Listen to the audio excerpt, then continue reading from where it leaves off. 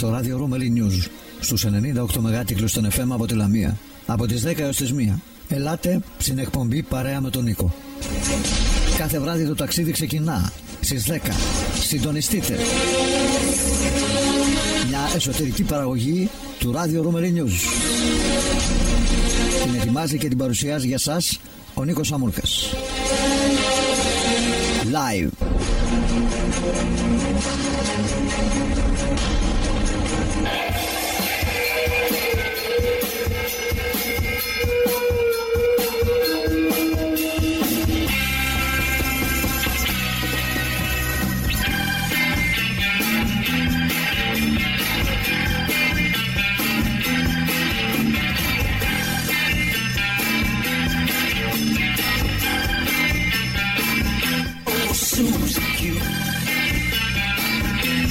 Susie Q,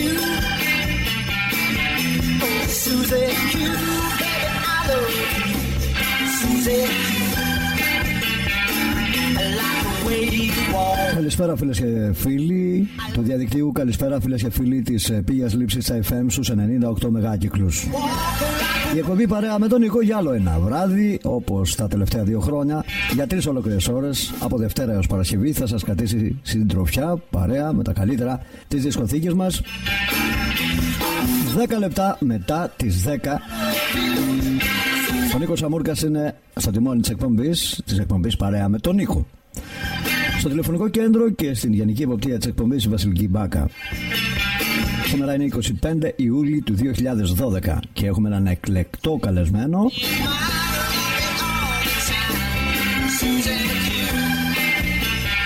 Έναν ιερωμένο που τον γνωρίζετε και τον αγαπάτε τα μάλα πάρα πολύ. Έναν από τους παπαροκάδες που ξεσήκωσαν και ξεσηκώνουν με τον πύρινο λόγο του στην νεολαία μας. Και στους δύσκολους καιρούς που ζούμε, ο λόγος του είναι συμβόλαιο.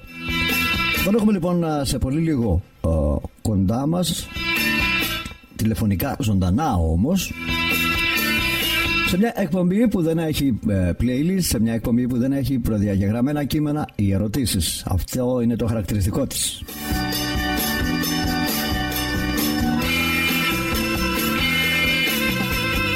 Θα έχουμε λοιπόν παρέα μας έναν από τους γνωστότερους ιερομόναχους της χώρας, έναν από τους πνευματικούς, θα έλεγα, καθοδηγητές που μας απέμειναν. Έναν άνθρωπο που δεν φοβήθηκε τα μέσα ενημέρωσης ούτε την τεχνολογία, αντίθετα χτύπησε στο ψαχνό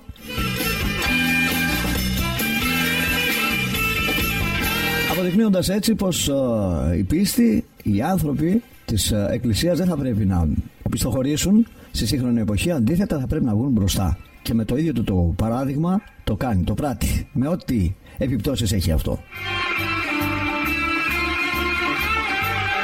Θα έχουμε λοιπόν έναν πρώτα απ' όλα άνθρωπο και μετά ιερωμένο, ο οποίος ιερομόναχο, η κεφαλή της Ιεράς Μονής Αγίου Νεκταρίου Τρικόρφου Φωκίδος, ο οποίος δεν μασάει τα λόγια του, είναι γλυκύτατος στην εκφορά του λόγου του, γνωρίζει άριστα ελληνικά, μα κυρίως γνωρίζει την καρδιά μας. Είμαι σίγουρος ότι θα είναι μια συνέντευξη που θα την απολαύσετε. Είναι ολοζώντανη, θα είναι ολοζώντανη, χωρίς, επαναλαμβάνω, προδιαγεγραμμένες ερωτήσεις, κείμενα και οτιδήποτε στημένο. Μέσα από τούτο εδώ το ραδιόφωνο, 22 ολόκληρα χρόνια, το χαρακτηριστικό του υποακουόμενου, της αφεντιάς μου, είναι πως ποτέ δεν ενημέρωσα τον συνομιλητή μου για τις ερωτήσεις που θα του έκανα και ποτέ δεν το απέτησε.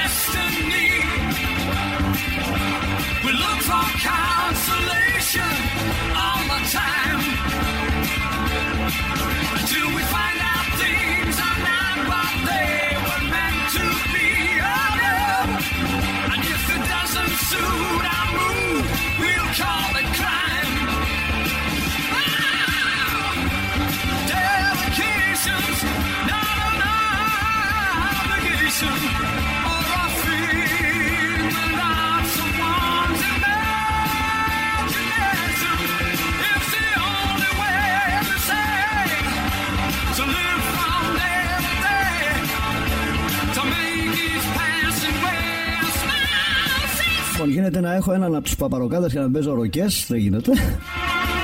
Λοιπόν, να πω ότι η εκπομπή είναι μια παραγωγή του Radio Roman News, εσωτερική παραγωγή ενός ραδιοφώνου που 22 ολόκληρα χρόνια σας ενημερώνει, σας ψυχαγωγεί, επιμορφώνει στο μέτρο των δυνάμεών του τον ελληνικό λαό ως οφείλει.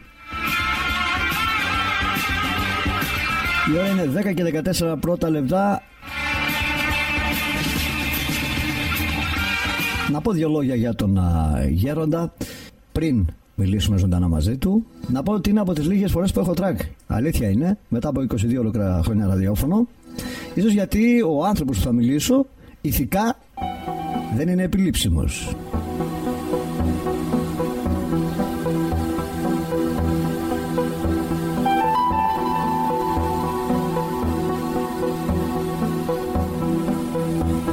Ο Γέροντας Νεκτάριος Μουλατσιώτης μιλά λοιπόν σε λίγο στην εκπομπή παρέα με τον Νίκο Σαμούργα. Γεννήθηκε στις 6 Εβδόμου του 1957 στην Αθήνα. Τέλειωσε το δημοτικό στην Ηλιούπολη Αθηνών. Γυμνάσιο Λύκειο τέλειωσε με άριστα στην Αμερική, στην πόλη Detroit, στο αμερικάνικο High School. Κατόπιν σπούδασε και έγινε πτυχιούχος της Θεολογικής Σχολής Αθηνών, τμήμα Κοινωνικής Θεολογίας, καθώς και πτυχιούχος της Μαρασλίου Παιδαγωγικής Ακαδημίας Αθηνών. Εργάστηκε δε ως εκπαιδευτικός πέραν των 10 ετών στη δημόσια εκπαίδευση, όπου άφησε άριστη εντύπωση ως εκπαιδευτικός στους συναδέλφους του και τους γονείς. Καλά, έχει πλέον και το πτυχίο των κατηχητών της Αποστολικής Διακονίας της Εκκλησίας της Ελλάδας και εργάστηκε ως κατηχητής της Αρχιεπισκοπής Αθηνών από 18 μόλις χρόνων στην περιοχή της Ηλιούπολης, στην ενορέα της Κοιμήσεως της Θεοτόκου και αργότερα Αγίων Τιμοθέου και Μαύρας. Επίσης ταυτόχρονα εργαζόταν και ως κατηχητής της Ιεράς Μητροπόλεως Νέας Σμύρνης στις ενορίες της Αγίας Βαρβάρας, του Παλαιού Φαλήρου και Κοιμήσεως Θεοτόκου Αργυρουπόλεως. Το κατηχητικό του έργο απέδωσε πλούσιους καρπούς, καθότι εξ αυτού προέλθαν οι 15 μοναχοί επιστήμονες που κοινοβιάζουν υπό την καθοδήγησή τους στο Τρίκορφο Φωκίδος, καθώς και οι 17 μοναχές με πτυχία ανωτέρων και ανωτάτων σχολών που κοινοβιάζουν στην αδελφότητα Αγίου Νεκταρίου και Ιεράς Μητροπόλεως Φωκίδος. Επίσης, εκ του κατηχητικού του έργου έχουν προέλθει και αρκετοί επιστήμονες οι οποίοι και απαρτίζουν τον επιστημονικό κύκλο νέων στην Ηλιούπολη Αθηνών. Το γνωστό πλέον για τη δραστηριότητά του Χριστιανικό Κέντρο Νεότητας Ηλιουπόλεως, στο οποίο συμμετείχαν 500 νέοι γυμνασίου και λυκείου, οργανωμένο άρτια υπό του Πάτερ Νεκταρίου, ετύχανε δια όσα χρόνια ο Πάτερ Νεκτάριος δραστηριοποιείται ως λαϊκός ή κληρικός στην περιφέρεια της Αρχιεπισκοπής Αθηνών. Το γεγονός αυτό μαρτυράει τη δραστηριότητα, την ευφυΐα και την ικανότητά του να διοικεί ταυτόχρονα τόσα κατηχητικά και νεανικά κέντρα μαζί, με μεγάλη επιτυχία, η οποία φυσικό ήταν να προκαλέσει το φθόνο των εχθρών της Εκκλησίας.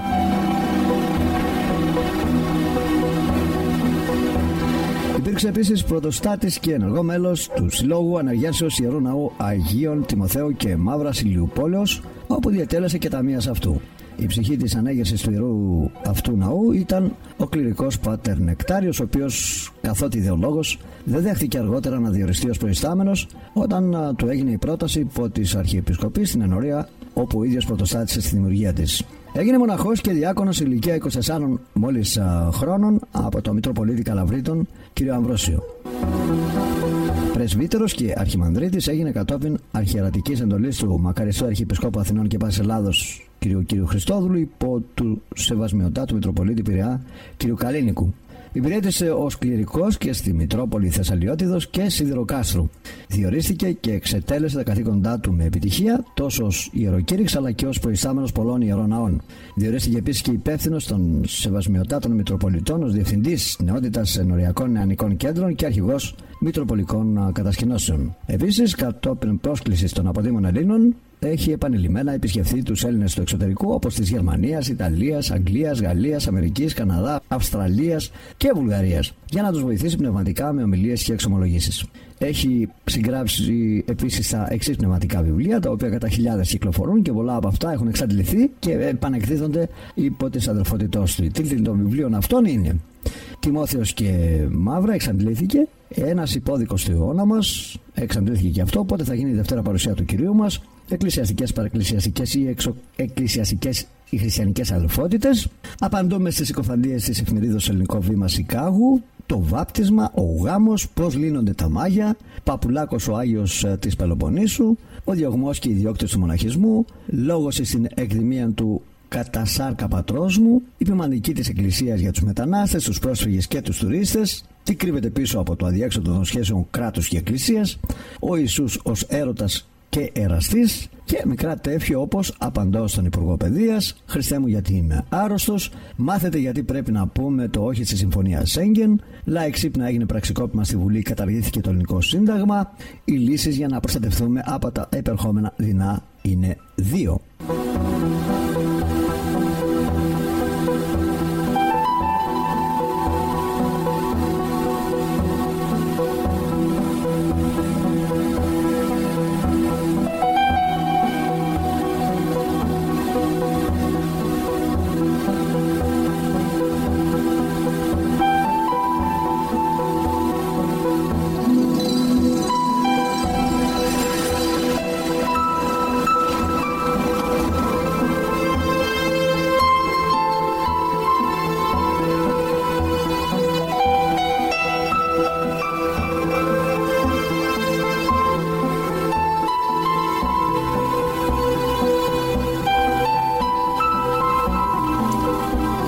Και δύο λόγια για την Ιερά Μονή, στην οποία είναι η κεφαλή της.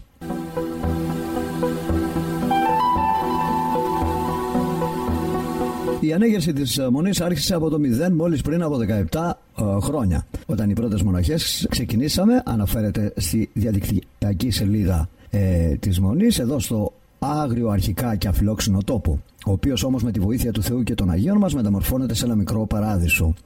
Καθημερινά η ζωή μας είναι ένας αγώνας τόσο πνευματικός όσο και σωματικός, διότι εκ του μηδενός, με πολλούς κόπους και μόχθους, αναγείρουμε το μοναστηράκι μας. Οι ανάγκες είναι πολλές και επιτακτικές. Ήδη μέχρι σήμερα για την 16μηλή μας οικογένεια, γιατί κάθε μοναστήρι είναι συγκροτημένο με την αγάπη και την θάλπορη που έχει και η οικογένεια, μπορεί κανείς να φανταστεί τι ανάγκες υπάρχουν όχι μόνο για την συντήρησή μας, αλλά κυρίως για τη συνέχιση του κτηριακού μας έργου, το οποίο έχει μεν αρχίσει, πλην όμως χρειάζεται πολύ δρόμο ακόμα για να ολοκληρωθεί. Για να ξεκινήσουμε από την αρχή, ο πρώτος καιρός ήταν αρκετά δύσκολος, δεδομένου ότι φτιάξαμε ένα μικρό προκατασκευασμένο σπίτι με 3 κελάκια και ένα μικρό εσωτερικό εκκλησάκι, ενώ γύρω μας δεν υπήρχαν παρά τα βουνά της όμορφης Δωρίδας και στο βάθος αγναντεύαμε τη θάλασσα του Πατραϊκού κόλπου. Επιπλέον δεν είχαμε ηλεκτρικό, ούτε νερό, ούτε φυσικά τηλέφωνο. Μετά την πρώτη ακολουθία ξεκινούσαμε, άλλη να φέρει νερό από μια κοντινή πηγή, άλλη να κόψει ξύλα για το τζάκι, άλλη να φτιάξει λιβάνι, που ήταν το πρώτο μας διακόνημα, από το οποίο ουσιαστικά συντηρηθήκαμε τον πρώτο καιρό. Μέρες δύσκολες που όμως με τη βοήθεια του Θεού περνούσαν μέσα στην αγάπη του, που μας παρηγορούσε και μας δυνάμωνε. Και το σούρουπο, όταν πια τέλειωνε η μέρα του Θεού, μαζευόμασταν και αρχίζαμε τον Εσπερινό κάτω από το φως των καδιλιών και των κεριών. Κατόπιν πιάναμε τα κουβοσύνια μας και την ανάγνωση της Αγίας Γραφής και των βιβλίων με τους βίους των Αγίων μας και άλλα ψυχοφελή. Και σιγά σιγά, με την ευλογία του Αγίου μας, γινόμασταν όλο και περισσότερες και μέχρι σήμερα είμαστε 16 μοναχές. Στο λιβανάκι λοιπόν, με το οποίο ξεκινήσαμε, προσθέθηκε το κυροπλαστείο, το γραφείο μας, η μελισσοκομεία, η αγιογραφία, η κατασκευή εκκλησιαστικών ειδών, η κατασκευή πασχαλινών λαμπάδων, κομποσχηνιών και συντήρηση ζώων, κότες, πρόβατα και αγελάδες. Σε αυτά να προσθέσουμε την έκδοση του ημερολογίου μας και κάθε δίμηνο του περιοδικού μας, μοναχική έκφραση και άλλων εκδόσεων, βιβλίων και περιοδικών. Εκτός από αυτά τα διακονήματα, συνεχίζουν οι μοναχές για την ιστορία του μοναστηριού. Καλλιεργούμε διάφορα λαχανικά, φυτέψαμε δέντρα παντού για να έχουν τη δική μας συγκομιδή, και με τα υλικά από τα ζώα μας φτιάχνουμε διάφορα ζυμαρικά και τυροκομικά προϊόντα, όπως γιαούρτι, γκούντα τυρί, έμενταλ, παρμεζάνα, κεφαλογραβιέρα, που μου άνοιξε η όρεξη, κβάρκ και άλλα. Παράλληλα με τα εσωτερικά διακονήματα, αναγκαστήκαμε να πηγαίνουμε σε διάφορες θρησκευτικές πανήγυρες, κυρίως στην Αθήνα, αλλά και στην επαρχία, πουλώντας τα εργόχειρά μας από το πρωί μέχρι αργά τη νύχτα, κάτω από τη σκέπη του Θεού και των Αγίων μας, γιατί για το μοναστήρι τους τρέχουμε ορθά. Δοξάζουμε το Θεό γιατί μας έκανε το μεγαλύτερο δώρο. Μας αξίωσε δηλαδή να ζούμε την όμορφη μοναστηριακή ζωή που ξεκινά το πρωί με την ακολουθία και την προσευχή και τελειώνει αργά τη νύχτα. Πάλι με την προσευχή, γιατί στόχος και σκοπός μας που βρισκόμαστε εδώ είναι να συναντήσουμε το Θεό, να συνομιλήσουμε μαζί Του, να γνωρίσουμε το θέλημά Του όσο γίνεται καλύτερα, να ενωθούμε μαζί Του, αλλά και να ενώσουμε και άλλους που έχουν ανάγκη, που ζητούν τις προσευχές μας, και εμείς ταπεινά, είτε με το κομποσχήνι μας είτε με τις παρακλήσεις μας, μεταφέρουμε στο Θεό τα αιτήματα τόσων ανθρώπων που προστρέχουν στους θαυματουργούς Αγίους μας για να τους ζητήσουν βοήθεια και τις πρεσβείες τους στο θρόνο του Θεού.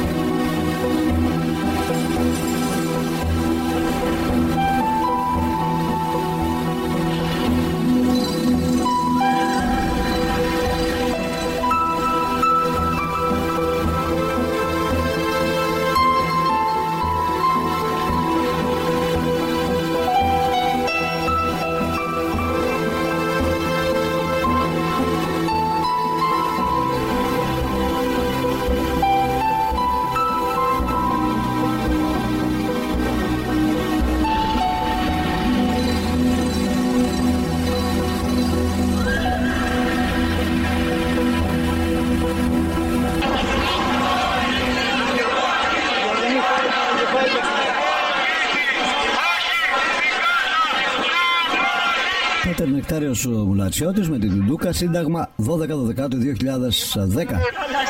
Συγκεντρωμένοι εδώ, αδελφοί μου, όχι μόνο για να δηλώσουμε όχι στην κάρτα του πολίτη, αλλά για να δηλώσουμε σαν μια προσυγκέντρωση, και θα ακολουθήσουν μεγάλες συγκεντρώσεις σε όλη την Ελλάδα.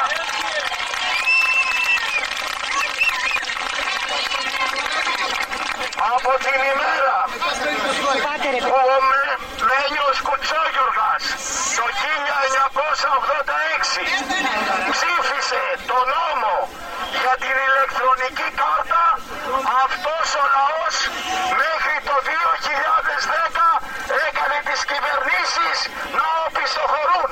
Θα το κάνουμε και τώρα. Η κυβέρνηση και κάθε πρωθυπουργό να κάνει ό,τι θέλει.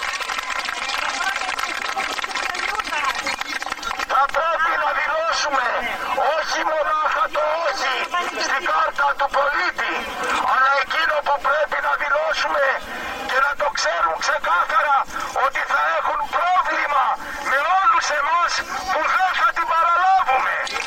Δεν θα παραλάβουμε κάρτα. Θα προτιμήσουμε να μείνουμε έξω από το σύστημά τους, αλλά ούτε θα φακελωθούμε, αλλά μήτε και θα σφραγιστούμε. Δεν θα δεχτούμε τίποτα. Σε λίγο ετοιμάζουν, αδέρφια μου, να χωρίσουν το λαό μας σε σφραγισμένους και ασφράγιστους. Δεν θα είναι πλέον παλαιό και νέο ημερολόγιο, αλλά θα είναι μάλλον οι σφραγισμένοι και οι ασφράγιστοι, οι του Χριστού και οι του διαβόλου. Αυτοί που δεν θέλουν να τους κυβερνάει ο Χριστός θα τους κυβερνάει ζήσει ο Δρόμονας, αδελφοί μου. Αυτή είναι η επιλογή τους. Εμείς θέλουμε κυβερνήτη το Χριστό μας. Και σε αυτό θα μείνουμε. Όχι λοιπόν στην κάρτα του πολίτη και δηλώνουμε ότι δεν θα την παραλάβουμε με οποιοδήποτε κόστος. Ευχαριστώ.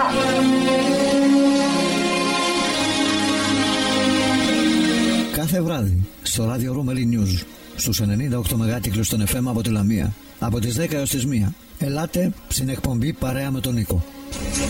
Κάθε βράδυ το ταξίδι ξεκινά στις 10. Συντονιστείτε. Μια εσωτερική παραγωγή του ράδιο Ρούμελι News.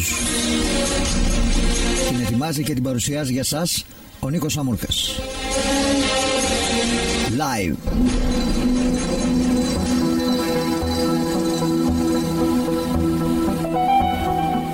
Πατέρα, ευλογείτε. Καλησπέρα, σας ακούμε λίγο χαμηλά, αλλά θα προσπαθήσουμε να σας ακούσουμε λίγο δυνατότερα.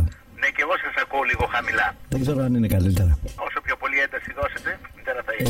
Εμείς έχει σημασία να σας ακούμε περισσότερο. Ευλογείτε. Ο Κύριος να ευλογεί και εσάς και τους ακροατές του Ράδιο Ρούμελι. Καλησπέρα. Και ευχαριστώ καταρχάς για την φιλοξενία σας σήμερα στο ραδιοφωνικό σας σταθμό. Είναι δικιά μας τιμή, η Ρούμελι, η καρδιά της Ρούμελι σας στέλνει αγωνιστικούς χαιρετισμούς. Ευχαριστώ πάρα πολύ και εμείς ανταποκρινόμαστε. Καταρχάς σας ευχαριστούμε που αποδεχτήκατε με όλη σας την καρδιά να είστε παρέα μας σε μια εκπομπή η οποία είναι δύσκολη και η ώρα αλλά και ο λόγος ο οποίος θα εκφέρουμε, διότι δεν σας έχω δώσει κανένα ερωτηματολόγιο, ούτε μου έχετε δώσει. Συνεπώς η εκπομπή μας είναι εντελώς ελεύθερη και πρέπει να το γνωρίζουν οι ακροατές. Ποτέ μου δεν βγήκα σε στημένα ούτε και σε πάνελ, ούτε προκαθορισμένα, με συζητήσεις, με ερωτήσεις.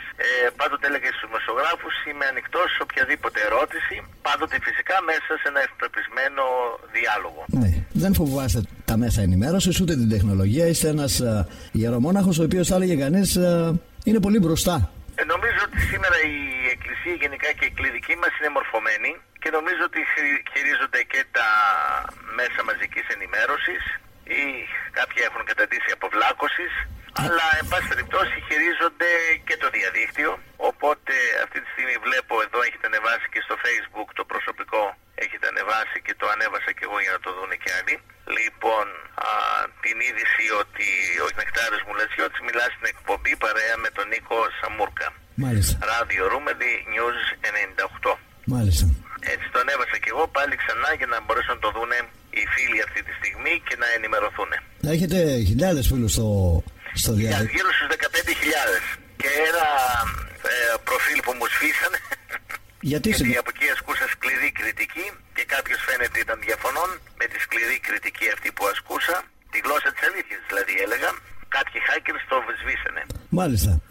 Πιστεύω ότι οι ελεύθερες φωνές, οι δυνατές φωνές θα έχουν αυτές τις δοκιμασίες. Άλλωστε ο δρόμος του Χριστού είναι ένας δρόμος που δεν είναι σπαρμένος με ροδοπέταλα.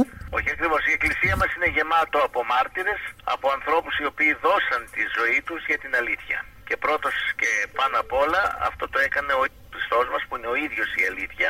Θα είδατε ότι θρόνο του έκανε έναν σταυρό. Δεν έκανε καμιά χρυσοπίκυλτη καρέκλα. Φυσικά τις καρέκλες τις χρυσοπίκυλτες τις έχουμε τώρα και καθόμαστε, αλλά όμως όταν το απαιτεί η ώρα και η στιγμή, τόσο ο κληρικός, ο δεσπότης, ο καλόγερος ξέρει και κάνει το θρόνο αυτόν σταυρό ξανά για να οδηγηθεί στην Ανάσταση και η Εκκλησία, μα χρειαστεί και το έθνος. Να σας μεταφέρω, μιας και είμαστε και δεν εκπέμπουμε μόνο στα FM αλλά και στο διαδίκτυο, να σας μεταφέρω την αγάπη του ιδιοκτήτη του Ιντερνετικού ραδιοφώνου Dear FM Internet Radio, το οποίο έχει φιλοξενήσει μάλλον πολλές ομιλίες σας κλπ, τις οποίες όπως θέλατε προς ενημέρωση των Κροατών. Ευχαριστώ και να του μεταβιβάσετε, αν μας ακούει, του μεταβιβάζω και εγώ τις δικές μου ευχές. Μας ακούει. Για ένα καλό υπόλοιπο καλοκαίρι.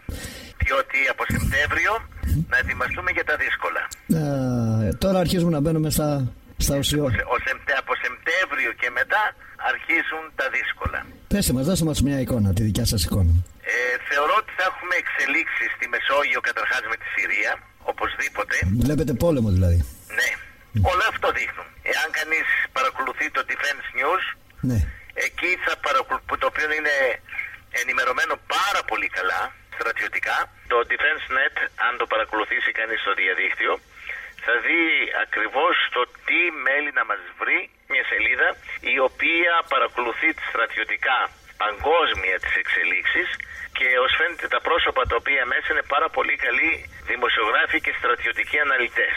Με αποτέλεσμα η ενημέρωσή τους είναι τόσο γνήσια και φαίνεται ότι έχουν πρόσβαση παντού, διότι βλέπει κανείς ότι από το γραφείο του Υπουργού ακόμα της Ελλάδος των Ενόπλων Δυνάμεων, θα λέγαμε, μέχρι του εξωτερικού ενημερώνονται πλήρως για το τι λένε οι υπουργοί, το τι γίνεται στα επιτελεία, ποιο καράβι και πόσα πολεμικά έχουν κατέβει από Ρωσία, από ΝΑΤΟ, από Γαλλία, από Αγγλία, με πυρηνικές κεφαλές επάνω και έχουν παραταθεί αυτή τη στιγμή σε σχέδιο πολέμου. Απλώς δεν έχει δοθεί εντολή, πατήστε τη σκανδάλη. Πιστεύω ότι αυτό θα το πράξουν μετά το Σεπτέμβριο. Εγώ τους λόγους μου που το πιστεύω. Μετά από τις αμερικάνικες εκλογές, λέτε. Μπορεί και πιο πριν. Μπορεί και πιο πριν. Αν η Αγγλία δώσει το πράσινο φως, η Αγγλία θα κινήσει τα νήματα, να ξέρετε. Μια ζωή αυτή τα κινεί. Έτσι. Η Αγγλία είναι από πίσω. Μην ξεχνάτε ότι η Αγγλία δημιούργησε το Ισραήλ. Η Αγγλία το δημιούργησε το Ισραήλ. Μην ξεχνάτε ότι η έδρα της μεγάλης ΣΤΟΑΣ, μασονικής ΣΤΟΑΣ, βρίσκεται και έχει έδρα την Αγγλία. Και γι' αυτό προς τιμήν της, επειδή η Αγγλία και η μασονία της Αγγλίας δημιούργησαν το Ισραήλ, εάν επισκεφτείτε την πόλη Ειλάτ, θα δείτε στην κεντρική πλατεία, αντί να έχουν κάποιο άγαλμα, έχουν επίσημα ευχαριστήριο, θα λέγαμε ευχαριστήριο επιγραφή πάνω σε στήλη, όπου μιλάει για τη μασονία της Αγγλίας και μάλιστα έχει και τα σύμβολα όλα τα μασονικά. Το διαβήτη, το τρίγωνο και ούτω καθεξής. Και αυτό το βλέπει κανείς, επαναλαμβάνω, στην κεντρική πλατεία του Ειλάτ. Λοιπόν, ο σύνδεσμος, και μην ξεχνάμε ότι το Ισραήλ ήταν απικία των Άγγλων το 1948. Και στις 14 Μαΐου η ίδια η Αγγλία παραχώρησε το Ισραήλ στους Ισραηλίτες, στους σημερινούς. Άρα λοιπόν στενή συνεργασία Αγγλίας-Ισραηλιτών για τη δημιουργία του κράτους του Ισραήλ. Επομένως η Αγγλία είναι αυτή η οποία παίζει σημαντικό ρόλο πισόπλατα και αυτή ακόμα κοινή, θα σας έλεγα, και την Αμερική. Η Αμερική είναι υποχείριο των Άγγλων και γι' αυτό βλέπετε ότι η Αγγλία δεν πήγε και στο ευρώ. Ναι, πράγματι. Είναι το ότι πάει μαζί με την Αμερική, είναι πακέτο αυτό. Πράγματι.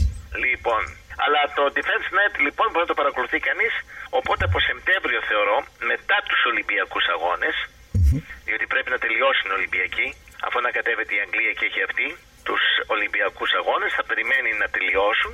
Όπως διαδίδεται και γράφουν πολλά blogs, μπορεί να έχουμε και κάποιο ατύχημα ή βομβιστική ενέργεια, η οποία θα δώσει αφορμή θα δώσει αφορμή ότι οι Ιρανοί και Σύριοι είναι εκείνοι οι οποίοι σκότωσαν τους Άγγλους. Πάτερ, ο λαός της Συρίας, αφού πιάσατε αυτό το θέμα που είναι φλέγον, είναι μόνο μουσουλμανικός, είναι και Όχι, είναι και ορθόδοξοι. Και ορθόδοξοι, έτσι δεν είναι? Είναι πάρα πολλοί χριστιανοί, υπάρχει πολύ χριστιανικός λαός. Θέλετε να σας πω μια πληροφορία που μου είπε η Άννα, η καλή μας φίλη ακροάτρια από την Λευκοσία της Κύπρου πριν μερικές ημέρες. Ναι. Μας είπε ότι ετοιμάζονται να υποδεχθούν περίπου 200.000 Σύριους Ορθόδοξους αδερφούς μας εκεί. Άρα αυτά που λέτε όλα σιγά σιγά συγκλίνουν. Όπως επίσης, να σας πω άλλη μια πληροφορία. Χθες ένα παλιό μέλος παραγωγός του σταθμού μας, επί χρόνια, που είναι μόνιμος στρατιωτικός τώρα στην Βόρειο Ελλάδα, εν μέσω καλοκαιριού του διακόπηκε η άδεια εσπευσμένα και το έμαθα. Όπως επίσης, πέραν το ότι έχουν κατέβει οι Ρώσοι και η μοναδική τους βάση, το γνωρίζετε, είναι στην Συρία, που θέλουν να την υπερασπιστούν. Πέραν αυτού λοιπόν υπάρχει και δραστηριότητα στο οικόπεδο 11-12, ποιο είναι εκεί, το μεγαλύτερο κοίτασμα αερίου? Το 12, ναι, το Λεβιάθαν. Στην Κύπρο, όπου εκεί έχουν αρχίσει να εμπλέκονται όλοι οι καλοί φίλοι, Ισραήλ, Τουρκία, Αμερική κλπ. Βλέπετε λοιπόν ότι εάν λοιπόν ξεκινήσει, και πιστεύω θα ξεκινήσει ο πόλεμος μετά το Σεπτέμβριο, επαναλαμβάνω Σεπτέμβριο και μετά, λοιπόν θα πέσουν και πυρηνικά εκεί. Δηλαδή θα πρόκειται περί ενός τρίτου παγκοσμίου πολέμου που θα λάβει έκταση κάτω εκεί στη Μέση Ανατολή. Αυτό έρχεται να συγκλίνει με τις γραφές και με όσα καθημερινά εσείς ως ιερομόναχος, με όσα συνομιλείτε? Θα έλεγα εν μέρη ναι. Συνομιλείτε με το Θεό καθημερινά. Ναι. Πολλά πράγματα αναφέρονται μέσα στις προφητείες της Αγίας Γραφής περί αυτών των πραγμάτων. Μάλιστα γράψαμε φέτος ένα βιβλίο καινούριο το οποίο έχει τίτλο «Στρώσαμε κόκκινο χαλί» για να εξελιχθούν τα γεγονότα. Δηλαδή έχουμε στρώσει η ανθρωπότητα, κόκκινο χαλί λέγεται. Τι εννοείται? Αναφέρεται σε όλα αυτά τα γεγονότα βάσει της γραφής, όχι προφητιών πατέρων ή τι λέει ο γέροντας Παΐσιος, τι λέει όχι την εκτίμηση δηλαδή των Αγίων μας. Βάσει των προφητιών της γραφής πώς εξελίσσεται το αύριο. Διότι η γραφή, Παλαιά και Καινή Διαθήκη, έχει σκιαγραφίσει οι προφητείες τα πάντα μέσα. Γράφουν τα πάντα. Αρκεί κανείς να ενώσει τις προφητείες για να βγει το πάζλ. Η κάρτα του πολίτη τώρα που μας την ετοιμάζουν, μας έχουν και είστε... Να τελειώσουμε λίγο με τη Συρία. Βεβαίως, απλώς το έθεσα, λοιπόν, για το μέλλον. Ξεκινώντας λοιπόν η Συρία, σίγουρα οι Τούρκοι θα εκμεταλλευτούν αυτή την κατάσταση και θα επιτεθούν σε εμάς για να αλλάξουν την ΑΟΣ. Να δημιουργήσουν κάποιο επεισόδιο, να αλλάξουν την ΑΟΣ. Τώρα, οπότε θα μπλέξουν και εμάς. Αλλά και αν δεν μας μπλέξουν, οπότε εμείς θα καταρρεύσουμε παντελώς οικονομικά, θα μιλάμε για τεράστια πείνα πλέον. Και γι' αυτό εδώ και 3 χρόνια έχω γράψει ένα άρθρο, εδώ και 3 χρόνια, είναι το 9 ή το 8 μου φαίνεται, αν είναι το 8 μιλάμε για 4 χρόνια, αλλά δεν θυμούμαι ακριβώς, στο περιοδικό Ορθόδοξη Μαρτυρία, το οποίο βγήκε και στο διαδίκτυο, το ανεβάσαμε, ότι φύγετε για τα χωριά σας και φροντίστε να έχετε ένα χωράφι, λίγες κατσίκες, λίγες κότες, για να μπορέσετε να επιβιώσετε από την πείνα. Θα είναι πείνα μεγαλύτερη της κατοχής. Πρέπει να έρθουμε εκεί στο μοναστήρι όπου διακονείτε για να μας διδάξετε τον τρόπο που εσείς επιβιώσατε μέχρι τώρα. Για να αρχίσουμε τα μοναστήρια εδώ κοιτάτε, καλλιεργούν μόνα τους, έχουν ζώα μόνα τους. Και φυσικά οποιοδήποτε μας χτυπά την πόρτα και μπορούμε, και όταν μας χτυπήσουν άνθρωποι οι οποίοι τότε θα είναι μες στην πείνα, δεν θα είναι μόνο για εμάς. Οποιοδήποτε άνθρωπος συναδελφός μας, γιατί τα μοναστήρια μας πάντοτε στάθηκαν δίπλα, η μοναχή, ο κλήρος στάθηκε δίπλα στο λαό μας. Οι πολιτικοί μας παίρνουν τα αεροπλάνα και φεύγουν. Και ο ένας πηγαίνει εξορία στη Γαλλία. Και τα ελικόπτερα. Ναι, ο ένας είχε πάει Γαλλία εξορία. Αυτοεξόριστος. Έτσι, και ο άλλος είχε πάει στο Μανχάταν. Έτσι, και οι δύο ήταν εξόριστοι. Σας θυμίζω, παλαιά ονόματα, έτσι. Να πούμε Ανδρέα Παπανδρέου, να πούμε Κωνσταντίνο Καραμαλή. Επειδή μου θυμήσατε έτσι σπουδαία 38 ονόματα, ο Χριστόδουλος, εάν ζούσε σήμερα, τα πράγματα θα ήταν αλλιώς? Θεωρώ ότι αν ζούσε σήμερα ο Χριστόδουλος, ο λαός θα είχε απαιτήσει να αναλάβει την ηγεσία της Ελλάδος. Εξού και τον φάγανε, ξέρανε τι θα γίνει. Λέγεται ακριβώς αυτό που είπατε, ότι τον φάγανε. Τον φάγανε, έτσι. Το λέει όλη η Ελλάδα, δεν το λέω πλέον εγώ. Το λέει όλη η Ελλάδα. Ξέρετε, αυτό μου το είπε όλοι έχουν αυτή την υποψία. Ξέρετε, αυτό μου το είπε και ο ποιητής, ο Ιατρόπουλος, ο οποίος ήταν και στην κόντρα με τον Χριστόδουλο. Ήταν κόντρα, ακριβώς. Και παρόλα αυτά μου είπε ότι ήταν αγαπητός του, διότι ο λόγος του ήταν πύρινος και η καρδιά του αγνή, καθαρή, ήταν αληθινή. Ακριβώς, και βλέπουμε σήμερα ότι πολλά πράγματα, αν διαβάσουμε ο Χριστόδουλος από τις ομιλίες του. Και αν μου επιτρέπετε για να ολοκληρώσω, είπε ότι όχι μόνο ο Χριστόδουλος, αλλά όποιος σηκώνει κεφάλι, υπάρχει, λέει, ένα παρασκήνιο, ένας μηχανισμός αόρατος, ο οποίος όποιος σηκώνει κεφάλι τον τελειώνει. Όποιος δηλαδή υπάρχει κίνδυνος να αναλάβει την ηγεσία ενός λαού προς το δρόμο των επαναστατικών, αν θέλετε, ναι, τον εξοντώνουν. Ακριβώς, πριν καλά. Εγώ θα σας πω το εξής, έτσι. Είναι συγκλονιστικά. Δεν είμαι ηγέτης για να ηγηθώ, αλλά θα σας πω το εξής όμως. Δεν σας κάνει εντύπωση ότι εδώ και 6 χρόνια μας έχουν εξαφανίσει τα ΜΜΕ? 6 χρόνια δεν έχει χτυπήσει το τηλέφωνο.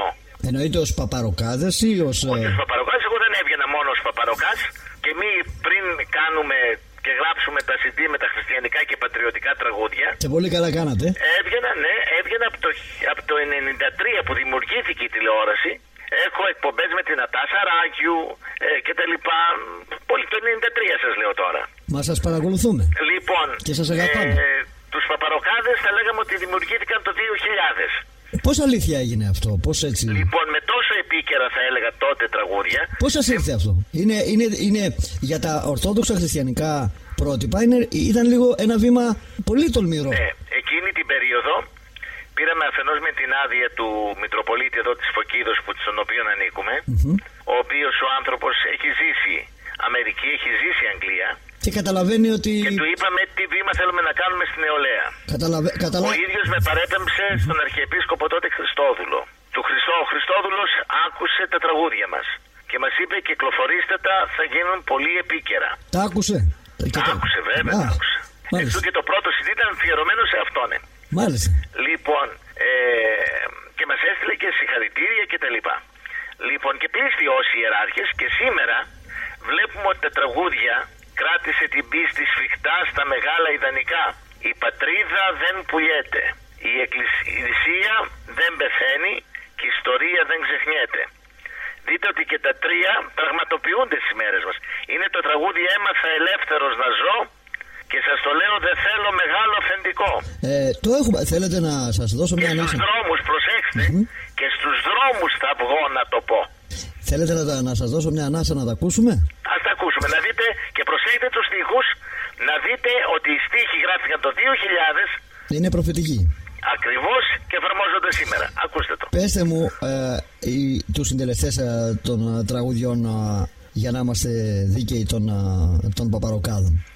Στο συγκεκριμένο τραγούδι το εκτελεί ο πατήρ Παντελεήμων, τραγουδάει. Και τους στίχους τους έχουμε γράψει εδώ μαζί όλοι στο μοναστήρι. Καταπληκτικό. Έτσι. Δώσατε μαζί με τα παιδιά των κατασκηνώσεων. Είναι καταπληκτικό. Με τα παιδιά μαζί.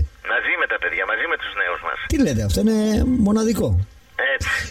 Πέστε μας λίγο, τώρα δηλαδή που μιλάμε, υπάρχουν κατασκηνώσεις εκεί, υπάρχουν παιδιά? Αυτή τη στιγμή λειτουργεί το γυμνάσιο και το λύκειο. Πέστε μας δύο λόγια γι' αυτό.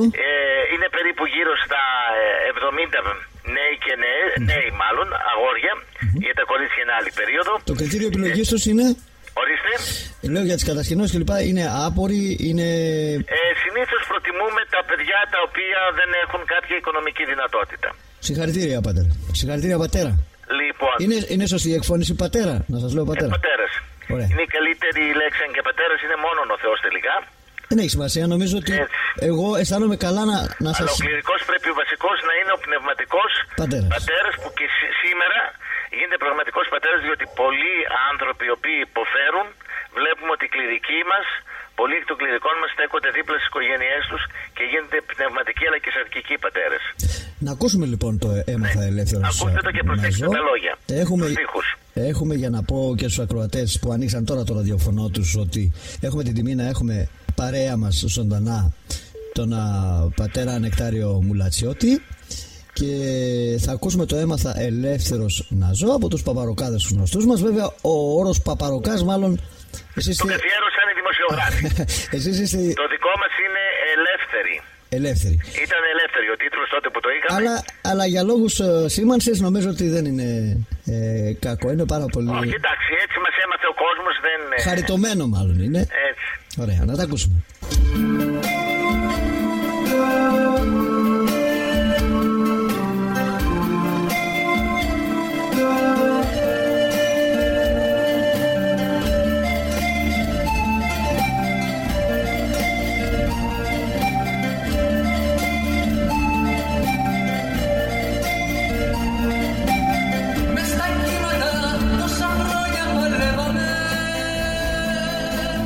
Μες κλίματα της καρδιάς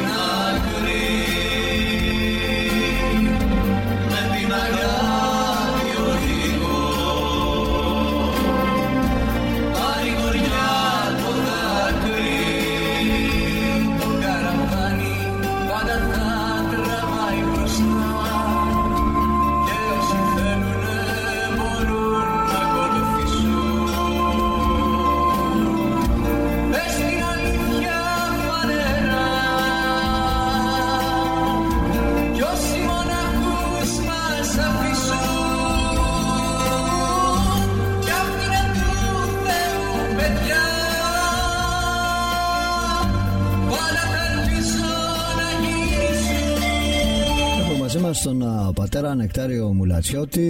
Να πούμε ότι βάλαμε λάθος τραγούδι. Δεν ήταν το έμαθα ελεύθερος να ζω. Έμαθα ελεύθερος να... Α, δεν ήταν αυτό. Όχι, δεν ήταν το έμαθα ελεύθερος να ζω. Αλλά όμως και αυτό ήταν επίκαιρο. Θα το διορθώσουμε. Το καραβάνι πάει μπροστά. Ακούσατε να μιλάει για σάπιους ηγέτες, για σάπια πολιτικά συστήματα, τα οποία μας κυβερνάνε, και εμείς το φωνάζουμε το 2000. Από το 2000. Και λέμε το καραβάνι όμως πάει μπροστά, έστω και αν είναι μέσα στη φωτιά και τέτοιο, δεν απιστοχωρούμε. Το έχουμε το έμαθα ελεύθερος να ζω. Παρ' όλα αυτά θα τα ακούσουμε. Ας τα ακούσουμε. Να τα ακούσουμε. Radio Roman News Live.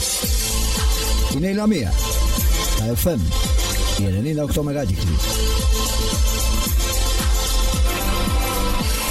Εμπρός λαοί, ας ενωθούμε. Η νέα τάξη μας καλεί. Να γίνουμε κονσέρβες στην ίδια μηχανή. Θα τρως, θα πίνεις και θα κοιμάσαι. Θα σε ελέγχουν όπου πας. Θα ζεις για να δουλεύεις και να τους κακουπάς. Δεν θέλω μεγάλο αφεντικό, γιατί έμαθα ελεύθερος να ζω και στους δρόμους θα το πω.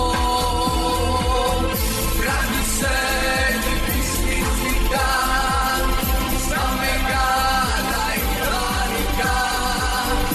Η πατρίδα δεν πουλιέται, η εκκλησία δεν πεθαίνει, η ιστορία δεν ξεχνιέται.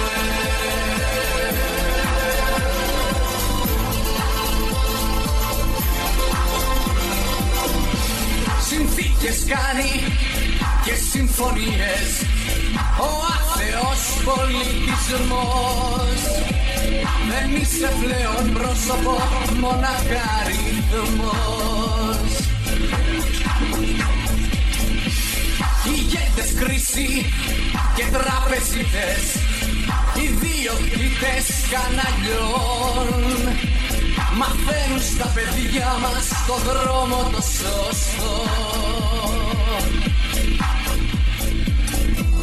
Δεν θέλω μεγάλο αφεντικό, γιατί έμαθα ελεύθερος να ζω και στους δρόμους θα το πω.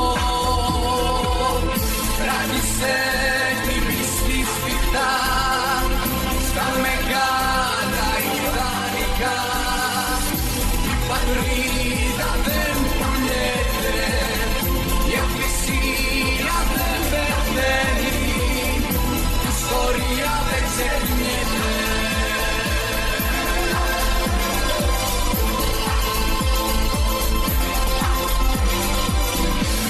Μιλούν για ειρήνη και βομβαρδίζουν, μας ασφαλίζουν μ' απειλές.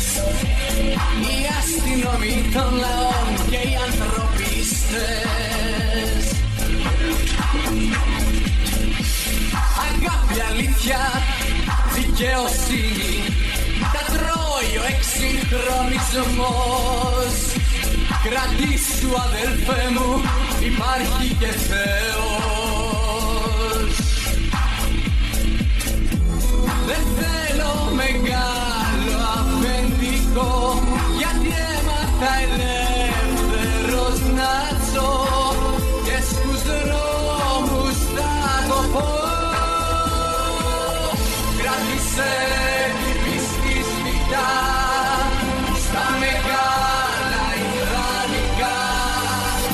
Η πατρίδα δεν πουλιέται, η εκκλησία δεν πεθαίνει, η ιστορία δεν ξεχνιέται.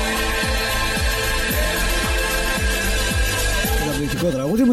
Μου είχαν κάνει ένα σαμποτάζ, μου είχαν ένα άλλο τίτλο στο τραγούδι και γι' αυτό το λόγο έκανα το λάθος, αλλά ελπίζω να μου το συγχωρέσετε. Λοιπόν, ακούσατε πόσο προφητικά ήταν τα λόγια. Εξαιρετικό, μοναδικό και σαν μουσική και σαν ερμηνεία και σαν στίχη, πραγματικά. Έτσι, ηγέτες ηγέτες, κρίση και τραπεζίτες, ηγέτες καναλιών. Θα ζεις για να δουλεύεις και να τους τα κουμπάς. Θα μιλούν για ειρήνη και βομβαρδίζουν, μας απειλούν. Βλέπετε, και γράφτηκε το 2000, δεν γράφτηκε τώρα. Και εμείς μιλάγαμε για την κρίση που ερχόταν. Και λέτε λοιπόν ότι αυτό το τραγούδι, οι στίχοι του γράφτηκαν από σύνολο ανθρώπων και όχι από έναν συγκεκριμένο. Όχι, είναι από σύνολο ανθρώπων. Το γράφει και πάνω το CD, άμα το έχετε, το γράφει. Η ίδια κατασκευή, η ίδια βάση κατασκευής είναι το δημοτικό τραγούδι, έτσι. Ναι. Και πρέπει να σας πω το εξής, ότι όλα τα τραγούδια έχουν γραφτεί βάσει των ομιλιών μου.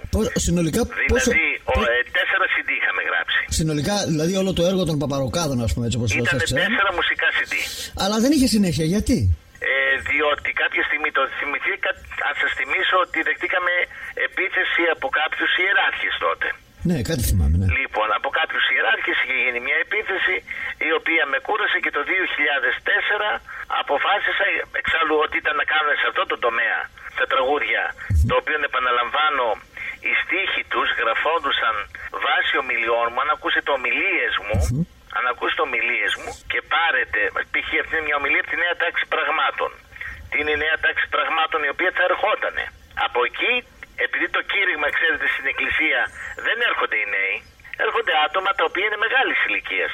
Γιατί συμβαίνει αυτό, πατέρα? Εγώ όμως, μισό λεπτό, πατέρα, ήθελα να απευθυνθώ όχι μόνο στους ανθρώπους της μέσης ή και της τρίτης ηλικίας, ήθελα να πιάσω ακριβώς τους νέους μας, να ξέρουν τι θα τους βρει, τι θα τους βρει αύριο. Και ακριβώς καθίσαμε κάτω και τα κηρύγματά μας τα κάναμε τραγούδια. Τα κηρύγματα γίναν τραγούδια. Και γι' αυτό θα βρείτε και τραγούδι που έχει περί του μοναχισμού, που μιλάμε για το τι είναι ο μοναχισμός, μιλάμε για την γαλήνη της ψυχής, μιλάμε για διάφορα πράγματα τα οποία είναι από κηρύγματα όλα. Να κάνω μια ερώτηση όμως η οποία με τρώει. Ένας από τους δύο Παπαροκάδες άφησε το σχήμα. Ναι. Και αυτό μας πλήγωσε όλους, έτσι μας στεναχώρησε λίγο. Είναι το κοιτάτε, είναι προσωπική επιλογή. Ναι, οπωσδήποτε. Έφυγε. Οπωσδήποτε. Πρέπει να σας πω ότι από εδώ έφυγε. Αλλά ήταν από πικρία, ήταν κάποια... Ναι, έφυγε, όχι. Έφυγε και ήρθε κοντά σας στη Μονή Αντίνιτσας. Α, είναι εδώ μαζί μας, πλάι μας. Ήτανε μαζί σας. Απέναντί μου είναι, έτσι όπως κοιτάω από το παράθυρο μου τώρα. Πήγε στη Μονή Αντίνιτσας. Έχετε έρθει από τα μέρη μας, εδώ? Βεβαίως έχω έρθει, βεβαίως. Πέστε μας δύο λόγια, πώς είναι ο τόπος μας, είναι φιλόξενος? Είναι πάρα πολύ φιλόξενος, πολύ αγαπητός και ήξερα και το μακαριστό ηγούμενο, τον Αγαθόνικο, ο οποίος εκοιμήθηκε. Μάλιστα.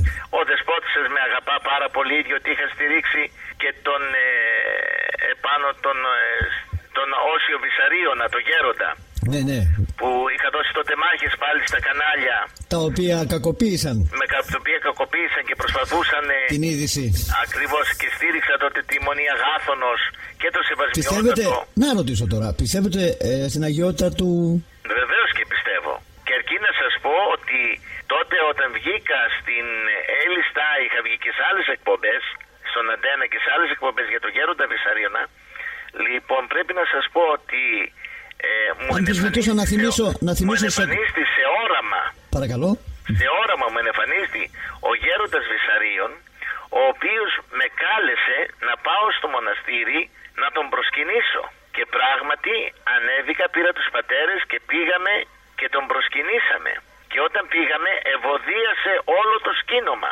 Απόδειξη της αγιότητος. Ακριβώς, ευωδίασε όλο το σκήνομα όταν πήγαμε. Είστε πεπισμένος εσείς λοιπόν? Πεπισμένος 1000%, όχι απλώς. Καταρχάς, οι ελεημοσύνες του, η Λαμία και όλα τα μέρη από εκεί γνωρίζουν ποιος ήταν ο Γέροντας Βυσαρίων. Ο άνθρωπος, ο πατέρας, ο ελεήμων, ο καλόγερος, ήταν τα πάντα όσοι τον είχαν γνωρίσει. Λοιπόν, και τον είχε υπερασπιστεί. Λοιπόν, εκεί λοιπόν πήγε στην Αντίνιτσα, είχε πάει ο μοναχός. Μετά από την Αντίνιτσα ξανά άλλαξε πάλι μοναστήρι και πήγε στο Ζέλι. Πήγε στο Ζέλι. Στα μέρη μας εδώ. Ναι, ξανά άλλαξε πάλι μοναστήρι, ως μοναχός πάλι. Και πήγε στη Θήβα και από τη Θήβα επληροφορήθηκα και εγώ ότι εγκατέλειψε το σχήμα. Δηλαδή είχαν περάσει περίπου από τότε που το εγκατέλειψε, έφυγε από το μοναστήρι μας το 2006, το 2006, πρέπει γύρω στο 8 με 9 να εγκατέλειψε το σχήμα. Δηλαδή 2-3 χρόνια μετά. Είναι καλά, στην υγεία του είναι καλά? Από ό,τι πληροφορούμε είναι καλά. Δεν είναι καλά στην υγεία του από ό,τι πληροφορούμε. Και ξέρετε, ήταν ρωσοφόρος Δεν είχε λάβει το μεγαγγελικό σχήμα. Απλή ρωσοφορία είχε. Τι σημαίνει αυτό? Πέστε μας να καταλάβουμε εμείς οι κοσμικοί με δύο λόγια. Κανονικά όταν κάποιος γίνεται, η Εκκλησία μάλλον η Ιερά Σύνοδος θεωρεί τον ρωσοφόρο μοναχό ως δόκιμο. Είναι σε τεστ. Έτσι, σε δοκιμασία. Έτσι, λοιπόν, αποφάσισε ο άνθρωπος ότι πόσο χρόνο δεν κρατάει? παντρεύτηκε υπόψη, δεν παντρεύτηκε, είναι ελεύθερος. Πόσο χρόνο κρατάει αυτή η δοκιμασία? Μπορεί να κρατήσει, εγώ έχω κρατήσει και 10 χρόνια ανθρώπους. Τι λέτε? Δηλαδή... Όταν βλέπω και κρίνω ότι χρειάζεται δουλειά, και συγκεκριμένα τον πατέρα Παντελεήμονα τον κρατούσα, διότι ακριβώς τραγουδούσε και στις κατασκηνώσεις, ήταν με τους ανθρώπους, οπότε ήμουνα πάντοτε επιφυλακτικός μέχρι να δω πού θα κατασταλάξει. Και το 2004 σας είπα σταματήσαμε. Είναι πολύ σκληρά τα κριτήρια, λέτε, για να βέβαια γίνει κάποιος. Γιατί κάποιος για να γίνει και να λάβει το μεγαγγελικό σχήμα πρέπει να είμαστε 100% σίγουροι ότι και ο ίδιος το θέλει. Δεν είναι και κάποιοι άλλοι λόγοι οι οποίοι προσήλθαν στο μοναστήρι. Από φόβο, από πάθος, από λάθος. Από οτιδήποτε. Και από καλοπέραση ακόμα. Δηλαδή δεν έχω δουλειά, τι θα πάω να κάνω, το μοναστήρι θα μου προσφέρει ένα πιάτο φαγητό, το λέτε τώρα, θα κοιμηθώ. Αυτό συμβαίνει στους παπάδες. Στους παπάδες συμβαίνει αυτό. Ναι, σήμερα με την πείνα μπορεί να συμβεί και στους μοναχούς. Συμβαίνει. Δηλαδή σήμερα μπορεί να χτυπήσουν εύκολα άνθρωποι οι οποίοι απογοητεύτηκαν από τη ζωή έξω. Τι κράθηκαν? Από έναν έρωτα, από μια δουλειά, από μια οικογένεια. Για δύο λόγους. Οπότε πρέπει να περνάμε, και εγώ τους περνώ τουλάχιστον, αυστηρά κριτική για να μείνει κάποιος. Αυτή τη στιγμή είμαστε 18 άτομα. Ναι. 18 άτομα. Άντρες όλοι στη... Ναι. Και έχω δύο μοναστήρια. Το ένα είναι με 17 μοναχές και έχω και το αντρικό μοναστήρι του Αγίου Νεκταρίου είναι με 17 μοναχές και το αντρικό μοναστήρι είναι 18 πατέρες. Πατέρα, αν εγώ έρθω τώρα, γιατί έχει τη σημασία του και το ενδιαφέρον του αυτό για τους κοσμικούς εμάς που δεν γνωρίζουμε τα δικά σας τα εσωτερικά.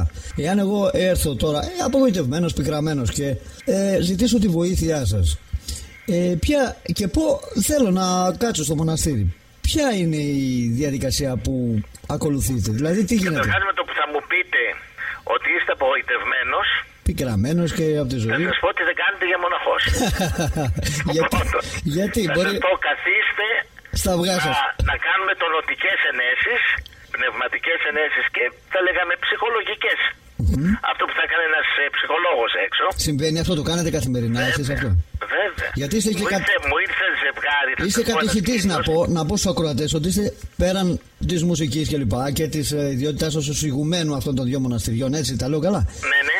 Και ενός γυναικείου και ενός αντρικού, είστε και κατηχητής. Αυτό μπορείτε να μας πείτε για αυτή την ιδιότητα πόσο σημαντική είναι? Γιατί είναι σημαντική. Είναι το να κατηχείς είτε αλλόδοξους, ετερόδοξους, ώστε να τους οδηγείς στην Ορθοδοξία.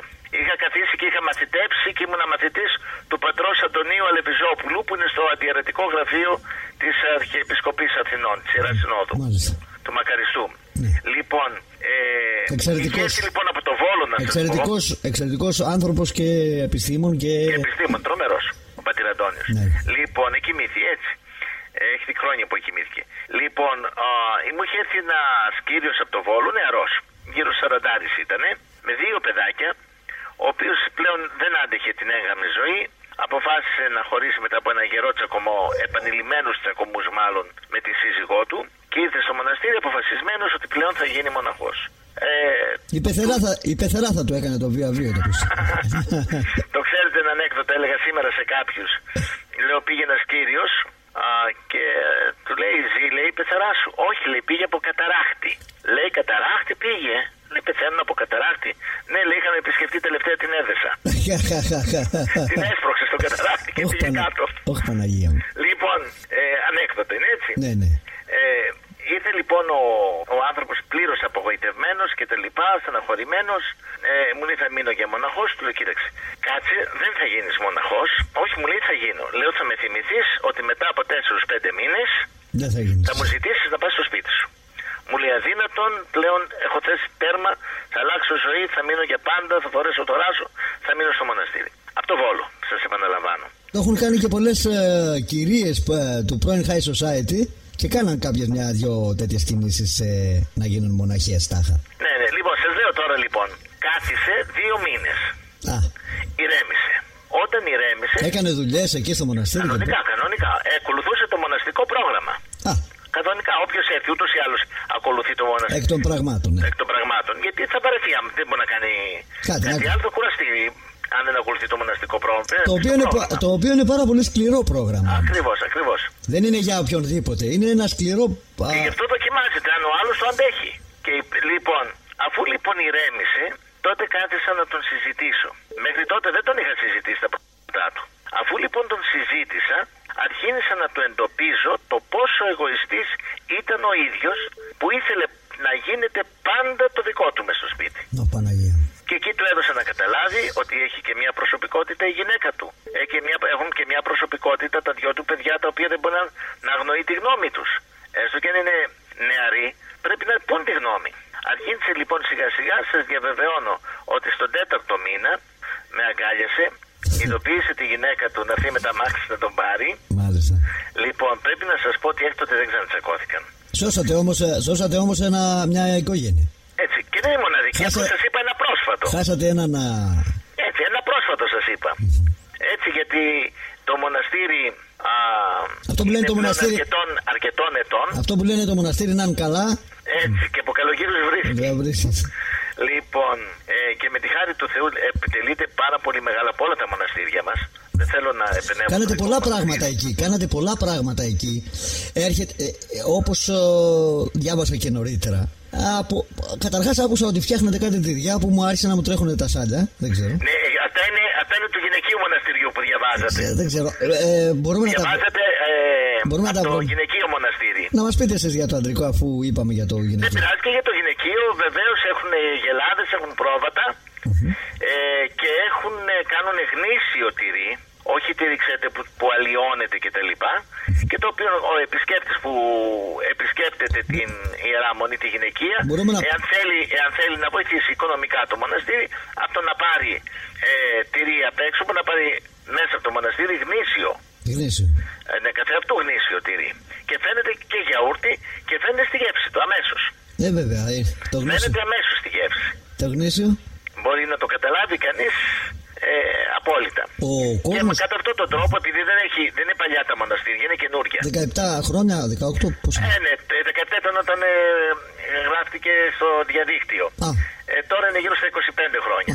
Να τα χιλιάσετε. Λοιπόν, και πρέπει να πούμε ότι όταν ένα μοναστήρι είναι 25 ετών, δεν έχει την δυνατότητα να έχει ακίνητα ή να έχει κτήματα ή να έχει περιουσία, οπότε να έχει έσοδα. Ναι. Έτσι. Άρα τα έσοδά του περιορίζονται μονάχα σε ό,τι δωρεές κάνει ο κόσμος. Πατέρα, είστε δηλαδή με τις ιδίες δυνάμεις. Έτσι ακριβώς. Και άρα να το ξέρει αυτό ο κόσμος, έρχεται κόσμος στο Τώρα πλέον όχι. Γιατί? Διότι δεν έχουν χρήματα. Και για να πάει κανείς σε κάποιο μοναστήρι, όλα τα μοναστήρια και στη Μονή Αγάθωνος, αν πάτε την Κυριακή, αν είχε 200 άτομα την Κυριακή, θα πάτε και θα διαπιστώσετε ότι τώρα θα είναι 50, 60, 80. Η κρίση λέτε ότι. Βέβαια, δεν έχει όλος βενζίνα να βάλει. Χαμηλώνει την πίστη. Ναι, όχι χαμηλώνει, δεν έχει βενζίνα. Εμένα πάρα πολλοί άνθρωποι, οι οποίοι και εξομολογιόντουσαν σε μένα, από την Πάτρα, από το Αίγυο, από το Μεσολόγγι, από Άμφισσα, ακόμα και από Λαμία, είχα μια οικογένεια δασκάλων και μου ζητήσανε να αλλάξουν πνευματικό τώρα, λόγω του ότι δεν μπορούν, λόγω της κρίσης, να έρθουν από Λαμία μέχρι εδώ πέρα, γιατί είμαστε έξω από Ναύπακτο. Στην ουσία έρχονται στην Ναύπακτο. Είναι ένα πανέμορφο όμως μέρος και αξίζει τον κόπο. Θέλει λοιπόν, δεν θέλει αυτός ο άνθρωπος που θα φύγει από Λαμία πάνω κάτω ή θα κάνει 2 ώρες και 1/4 να φτάσει μέχρι το μοναστήρι και να ξαναεπιστρέψει άλλες 2 ώρες και 1/4, δηλαδή περίπου 5 ώρες σύνολον. Δεν θέλει μαζί και να σταματήσει να φάει κάπου φαγητό 100 ευρώ. Βέβαια, το λιγότερο. Άρα λοιπόν του περισσεύουν σήμερα τα 100 ευρώ για να έρθει. Δεν του περισσεύουν, αυτό είναι αλήθεια. Δεν περισσεύουν. Οπότε στερείται και το μοναστήρι το κεράκι που θα άναβε αυτός ο άνθρωπος πλέον. Και γι' αυτό και οικονομικά, να ξέρετε και εμείς και όλα τα μοναστήρια δοκιμάζεστε. Δοκιμαζόμαστε, διότι δεν είμαστε όπως είναι η ενορία και θα πάει ο κόσμος στην και θα ανάψει το κεράκι στην ενορία. Ναι. Έχουμε αυτή τη στιγμή μεγάλο οικονομικό πρόβλημα και τα μοναστήρια. Πρέπει λοιπόν να καταλάβουν οι πιστοί που μας ακούνε ότι θα πρέπει να το έχουν στο νου τους όσο δυσκολία και αν Εγώ επαναλαμβάνω αυτό που είπα και στην αρχή. Να έρχονται να σας, μια φορά, 2 φορές έστω να σας δουν, να σας τιμήσουν, να σας τιμήσουμε και με αυτόν τον τρόπο, με όποιο μικρή προσφορά μπορούμε να δώσουμε, να στηρίξουμε το πραγματικά σημαντικότατο έργο το οποίο επιτελείται όλα αυτά τα χρόνια και δεν μπορεί να τα αμφισβητήσει κανείς. Να σκεφτείτε, να σας πω, το βιβλίο που σας είπα που εκδώσαμε, κόκκινο χαλί στρώσαμε, είναι ένα βιβλίο 400 σελίδων. Μάλιστα. Πόσο πωλείται ένα βιβλίο 400 σελίδων? Δώστε μας μια εικόνα. Εσείς πείτε μου περίπου, αν γνωρίζετε. Δεν έχω εικόνα αυτή την ώρα. Γύρω στα από 20 μέχρι 25 ευρώ πωλείται. Ναι. Λοιπόν, το έχουμε μόλις 8 ευρώ. Στο κόστος λέτε 8 ευρώ μάλιστα. 8 ευρώ. Τρομακτικό. 8 ευρώ μονάχα. Λοιπόν, και παλαιότερα αυτά τα βιβλία έξω, 400 σελίδων βιβλία, το γράψαμε τώρα εμείς, έτσι. Μάλιστα. Λοιπόν, ψάξαμε να βρούμε φτηνά τυπογραφικά, φτηνά τα πάντα, ώστε να μπορέσουμε να μην είναι η τιμή ψηλή, διότι το θέμα είναι πάρα πολύ επίκαιρο.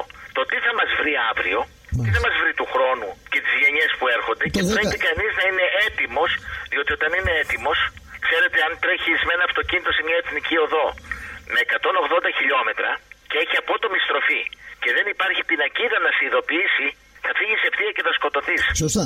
Όποιος σε προλάβει και σε ειδοποιήσει ότι κόψε ταχύτητα γιατί στρίβει απότομα, αυτός είναι ο σωτήρας σου. Έτσι λοιπόν, για να προλάβουμε όσους ανθρώπους επιθυμούν και θέλουν, γράψαμε αυτή τη στιγμή αυτό το βιβλίο και τους λέμε τι θα μας συμβεί, ετοιμαστείτε για αυτά που έρχονται. Πού μπορούν να βρουν το βιβλίο αυτό οι ακροατές μας? Πού μπορούν να το βρουν? Βασικώς τηλεφωνώντας στο μοναστήρι και στέλνοντας το αντικαταβολή. Δώστε μας ένα τηλέφωνο.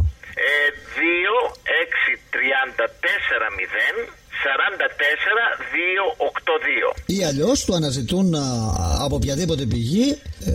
Νομίζω ότι και σε εσάς αν τηλεφωνήσουν, βεβαίως, θα τους δώσετε το τηλέφωνο. Αν το κρατήσει το τηλεφωνικό κέντρο. Και βέβαια. Το τηλέφωνο μας, εγώ να το επαναλάβω άλλη μία φορά, 2-6-3-4-0-44-282. Ιερά Μονή Αγίου Νεκταρίου Τρικόρφου Φωκίδης. Αγίου Αυγουστίνου. Αγίου Αυγουστίνου είναι των ανδρών.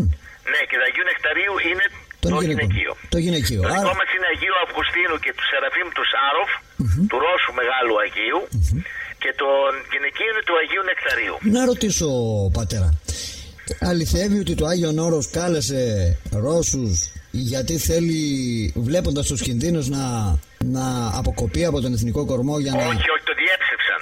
Ανέβηκε στα blogs, αλλά δεν ήταν αλήθεια. Ήταν παντελώς ψέμα. Το Άγιον Όρος ανήκει στην Ελλάδα και υπάγεται στην ελληνική επικράτεια. Μπορεί να έχει επάνω Ρώσους, Σέρβους. Σας έκανε εντύπωση αυτή η είδηση? Ναι, μου έκανε, διότι ο στόχος είναι, να ξέρετε, ο εξής, ότι επειδή ζήτησαν, ξέρετε, ένα μοναστήρι, ένα παράδειγμα σας δώσω να καταλάβετε. Τα μοναστήρια π.χ. στο Άγιον Όρος είναι 40.000 τετραγωνικά κτισμένο κτίρια. Μάλιστα. Σαν κτίριο. Π.χ. η Μονή Αγάθανος επάνω, από ό,τι υπολογίζω, πρέπει να είναι γύρω στα 5.000 τετραγωνικά. Τα κτίρια μόνο. Είναι τεράστια έκθεση. Είναι τεράστια. Σκέφτεστε τώρα σε αυτό το κτίριο να βάλουν χαράτσι 5.000 τετραγωνικά με 4 ευρώ γιατί είναι σε επαρχία. Στρίδεϊ. Αυτομάτως θα πρέπει να πληρώσει η Μονή Αγάθωνος 20.000 χαράτσι. Πού θα τα βρει? Και γι' αυτό ζήτησε το Άγιον Όρος και τα μοναστήρια, όλοι οι λατρευτικοί χώροι, αφού στο κάτω-κάτω εξαιρούνται και οι συναγωγές και τα τζαμιά. Δεν πρέπει να εξαιρεθούν οι λατρευτικοί χώροι των χριστιανών? Δηλαδή των Εβραίων η συναγωγή και των μουσουλμάνων τα τζαμιά που υπάρχουν, Κομοτηνοί και όπου υπάρχουν τζαμιά. Και οι χώροι που είναι μες στην Αθήνα είναι υπόγεια που τα χρησιμοποιούν για λατρευτικούς χώρους. Απαλλάσσονται, τους απάλλαξε το κράτος και αυτό ζήτησαν να γίνει και στο Άγιον Όρος. Και τελικά? Τελικά είπαν το θέμα θα συζητηθεί από την κυβέρνηση που η οποία θα εκλεγόταν. Άρα θα το συζητήσουν με τον Πρωθυπουργό, τον κύριο Σαμαρά. Κύριο Σαμαρά, αυτή η εκλογική αναμέτρηση, έτσι όπως την εισπράξατε από το λαό κλπ, είναι λίγο περίεργη. Τι να σας πω, εγώ δεν κατάλαβα ειλικρινά γιατί γίνανε οι εκλογές. Και ποιοι βγήκαν? Έτσι, προσέξτε με. Καταλάβατε ποιοι βγήκαν? Όλοι οι αγανακτισμένοι σημαίνει. Ναι, γιατί το 10, να πω ότι στο ξεκίνημα, πριν να πείτε οτιδήποτε, στο ξεκίνημα της εκπομπής έβαλα ένα απόσπασμα της ομιλίας σας το 2010. Το 10. 12 του νομίζω. Ήταν για την κάρτα του πολίτη. Για την κάρτα, να πούμε και δύο λόγια γι' αυτό και ολοκληρώστε το λόγο σας. Ναι, λοιπόν. Σας κουράσαμε? Γιατί... Όχι. Σας είναι ευχάριστη η συζήτηση. Είναι πάρα πολύ γλυκός ο λόγος σας και μας έχει συνεπάρει. Λοιπόν, να πούμε λοιπόν το εξής, ότι ο κόσμος είχε κατέβει στο Σύνταγμα και κατέβαινε στις πλατείες, έτσι τουλάχιστον. Και αναρωτιέστε τώρα εσείς με νεότεροι. Λοιπόν, και τι έλεγαν, μούτζωναν προς τη Βουλή και ήταν πάνω το Πασόκ και η Νέα Δημοκρατία, κυβερνούσαν μαζί. Ναι. Έτσι και φώναζαν κλέφτες. Και εγώ ρωτώ. Κατέβηκαν όμως με τη γόβα και το φραπέ στο χέρι. Ναι, λοιπόν, και τώρα ερωτώ εγώ. Ναι. Πώς είναι δυνατόν ένας ολόκληρος λαός, αν δεν είμαστε ψυχασθενείς, ο οποίος μούτζωνε και φώναζε το Πασόκ και τη Νέα Δημοκρατία κλέφτες, να τους ξανακάνουμε κυβέρνηση? Τι μας πότισαν και ψηφίσαμε τους ιδίους? Είναι αυτό που λέμε εμείς ο λαός, τι πίνεις και δεν μας δίνεις. Πώς έγινε αυτό? Αν μας εξετάσουν ψυχίατροι, ναι. δεν εξηγείται το φαινόμενο. Εκτός και αν έγινε κάτι άλλο. Καταλαβαίνετε δηλαδή το κατά πόσον τα ΜΜΕ μπορούν και πείθουν. Εκτός και αν έγινε κάτι άλλο. Αν έγιναν κάτι άλλο, ακριβώς μας κοιμίζουν με κάποιους τρόπους, ή αν έγιναν απάτες ηλεκτρονικές στα κομπιούτερ. Από εσάς περνάνε και αυτά τα αεροσκάφη που ψεκάζουν, δεν ξέρω. Έτσι, αυτό είπα. Αν κάναν κάτι άλλο, το είπα και μας κοιμήσανε, ή. Γιατί προσέξτε, διαβάζω στα blogs, διάβαζα μάλλον, ναι. ότι γίνονται αεροψικασμοί σε όλη την Ελλάδα. Χημικές ουρές. Έτσι ακριβώς. Και θέλετε κάτι... Τώρα δείτε ότι τους τελευταίους μήνες, πουθενά μετά το Πάσχα που μπήκαμε σε εκλογική περίοδο, δεν έχει εμφανιστεί σε κανένα blog, δεν έχει εμφανιστεί αεροπλάνο. Ούτε σε ουρανό. Σε ουρανό ακριβώς. Δεν χρειάζεται να δει κανείς στο blog. Δεν υπάρχουν που να ψεκάζουν. Την ημέρα των εκλογών, εγώ είδα 15 ουρές πάνω από τον ουρανό της Ρωμελής, χημικές. Άρα μήπως με τους αεροψεκασμούς πετυχαίνουν τα αποτελέσματα που θέλουν? Πιθανόν, για την κάρτα του πολίτη. Για την κάρτα του πολίτη να έρθουν. Να έρθουν λοιπόν για την κάρτα του πολίτη. Διαμαρτυρηθήκατε λοιπόν με την Τουντούκα, κατεβήκατε στην Αθήνα. Ήταν μια μεγαλειώδη συγκέντρωση όπου είχε μαζευτεί τότε γύρω σε 120.000 κόσμος. Για αυτό το θέμα, όχι. Για την κάρτα του πολίτη, ναι. Για την κάρτα του πολίτη. Ήτανε με πορεία από το πεδίο του Άρεως. Και γιατί δεν μάθαμε τίποτα από τα μέσα ενημέρωσης γι' αυτό? Δυστυχώς τα απέκρυψαν όλα. Υπάρχει όμως στο YouTube. Μάλιστα. Και φαίνεται ακριβώς. Μας σώζει το ίντερνετ. Και δηλαδή φαίνεται ακριβώς το πόσες χιλιάδες λαού ήτανε, και ακριβώς αυτό τρομοκράτησε το 10 την κυβέρνηση, η οποία παρότι η κυβέρνηση Παπανδρέου είχε πει βγάζει την κάρτα του πολίτη, τώρα τούτη η κυβέρνηση την άλλαξε και την ονομάζει ξανά ηλεκτρονική ταυτότητα. Το 13 είπε θα το... Ναι, δεν θα το βγάλουν, σας το λέω εγώ. Λέτε. Δεν θα τολμήσουν, διότι δεν πρόκειται ο Έλληνας να πάει να την πάρει την ταυτότητα, καθότι ξέρουμε όλα αυτά τα οποία γνωρίζουμε γύρω από τα μικροτσίπ και τα λοιπά. Πρέπει να τη δεχθούμε εμείς, πατέρα? Όχι, με καμία πίεση. Τι πρέπει να κάνουμε? Ακριβώς, ό,τι έκανε η Αγγλία. Δηλαδή. Η Αγγλία γιατί δεν δέχτηκε να την πάρει? Η Γερμανία γιατί δεν δέχτηκε να την πάρει? Η Ισπανία γιατί δεν δέχτηκε να την πάρει? Εάν τώρα συνενώσουν σε μια κάρτα τραπεζικό λογαριασμό, ταυτότητα, δίπλωμα, διαβατήριο, εμείς αν πούμε όχι, θα μπορέσουμε. Δεν μπορεί να λειτουργεί. Προσέξτε με, είναι η εφαρμογή της συνθήκης του Σέγγεν. Έτσι. Τα μέτρα τα οποία λαμβάνουν, να πούμε στον κόσμο να ξέρουν, τα μέτρα που λαμβάνουν τώρα με τα μνημόνια είναι οι συνθήκες του Μάστριχ, οι συνθήκες της Λισαβόνας και οι συνθήκες του Άμστερνταμ. Τρεις συνθήκες που οι κυβερνήσεις που πέρασαν δεν τις είχαν εφαρμόσει. Μόνο ο Μητσοτάκης πήγε να εφαρμόσει το 91, πότε ήτανε, το έγραψε και η ελευθεροτυπία, πήγε να εφαρμόσει τις συνθήκες και τότε τα συμφέροντα τον πετάξανε. Κανένας πολιτικός έχει έρθει ποτέ να σας εξομολογηθεί εκεί? Βεβαίως έχουν έρθει. Εξομολογήθηκε ειλικρινώς? Αυτό δεν το γνωρίζω, το γνωρίζω ότι σαν υπαλλήθειες. Λοιπόν, σας αγαπά, οι πολιτικοί δηλαδή σας στηρίζουν εκεί πέρα του τόπου της περιοχής? Ναι. Προχθές που είχαμε το πανηγύρι είχε έρθει βουλευτής του νομού και μας ετοίμασε και οι δήμαρχοι επίσης. Αλλά βοηθούν οικονομικά με κάποιο τρόπο? Όχι, και ούτε τους ζήτησα ποτέ μου και ούτε Ούτε θέλω καμία υποχρέωση. Να έρχονται να τιμούν τον Άγιο και να πηγαίνουν σπίτια τους. Τίποτα παραπάνω δεν θέλω. Όχι, ως χριστιανοί λέω. Τίποτα. Το κεράκι τους να ανάβουν και στο καλό να πάνε. Διότι οι πολιτικοί όταν σε βοηθάνε ζητάνε ανταλλάγματα μετά. Εγώ θέλω το στόμα μου να το έχω ανοιχτό. Το ξέρω καλά, 22 χρόνια που έχω αυτό το ραδιόφωνο, πατέρα. Θέλω το στόμα μου να το έχω ανοιχτό. Αν σε υποχρεώσουν με ένα κονδύλι που θα σου δώσουν, μετά μόλις πάνε να μιλήσεις θα σου θυμίζουν ότι γιατί το κάνετε αυτό. Εμείς όταν μας χτυπήσατε την πόρτα σας βοηθήσαμε. Τώρα εσείς γιατί το κάνετε γιατί αυτό. τέτοια χαριστία. Έτσι. Βλέπετε ότι και... Τώρα σας βρίσκουμε στο μοναστήρι, μας μιλάτε από το μοναστήρι τώρα. Από το μοναστήρι μας, τη στιγμή στα γραφεία της Μονής. Έχετε δροσιά ή πώς είναι εκεί? Έχουμε δροσιά αυτή τη στιγμή, ναι. Περάσατε έτσι δοκιμασία και εσείς αυτές τις μέρες της... Είχαμε στο μεγάλο καύσωνα, έφτασε και εδώ 38-39. Ναι, και πώς θα καταφέρατε, πώς θα... με ανεμιστήρες εκεί, με... Έχουμε ανεμιστήρες, έχουμε, ναι. Το βράδυ κυρίως που ξαπλώνουμε, τα ανάβουμε τον ανεμιστήρα και τα παράθυρα τέρμα. Και έτσι περνάει. Και έτσι έχουμε, εντάξει, 2-3 μέρες ήταν, δεν ήταν πολύ. Επειδή δεν έχω έρθει στο μοναστήρι, έχετε, ο περιβάλλοντας χώρος είναι έτσι, έχει πράσινο, έχει πώς ακριβώς, δώστε μας μια εικόνα για να... Ένας μικρός παράδεισος, όσοι έχουν έρθει έτσι τον ονομάζουν. Και το μοναστήρια μπορεί πρέπει να είναι μικρή παράδειση, γιατί ο μοναχός που έρχεται μέσα εδώ, μάλλον ο άνθρωπος που έρχεται να γίνει μοναχός, έρχεται με το σκοπό να κερδίσει τον παράδεισο. Πατέρα, να σας ρωτήσω κάτι.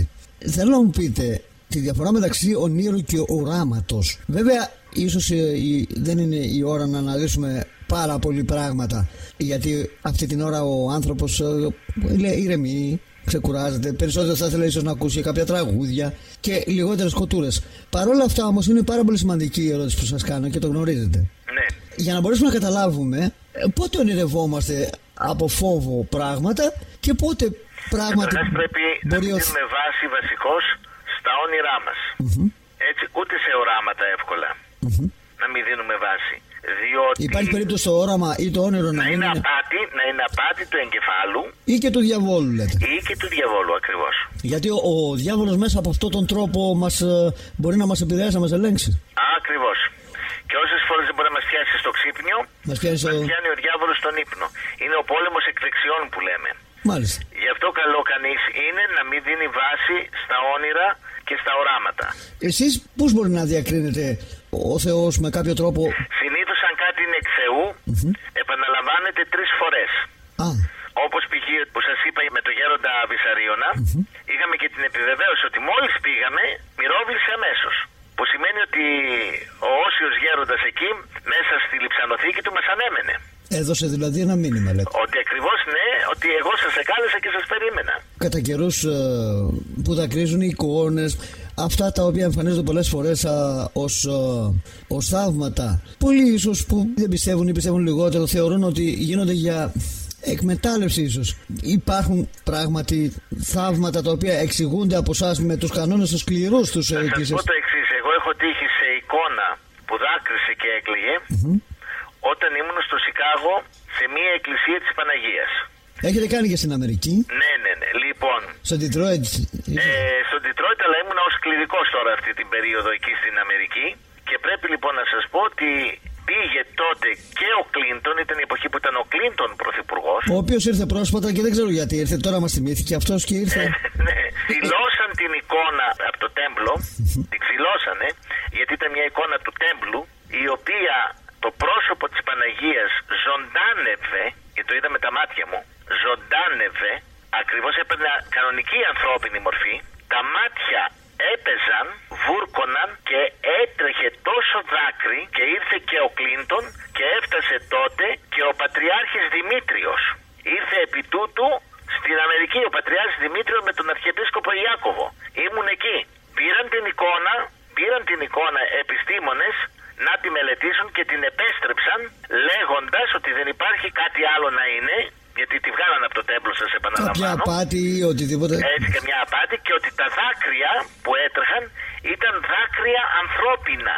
Δηλαδή η ανάλυση που έγινε είπαν ότι ήταν δάκρυα ανθρώπινα. Άρα έχουμε την αλήθεια και φυσικά έχουμε πολλές φορές και κάποια που είναι απάτες για να βγάλουν κάποιοι κληρικοί, να κοροϊδέψουν τον κόσμο, να βγάλουν κάποια χρήματα για διαφόρους λόγους, σε πάση περιπτώσει. Αλλά υπάρχουν όμως και τα αληθινά.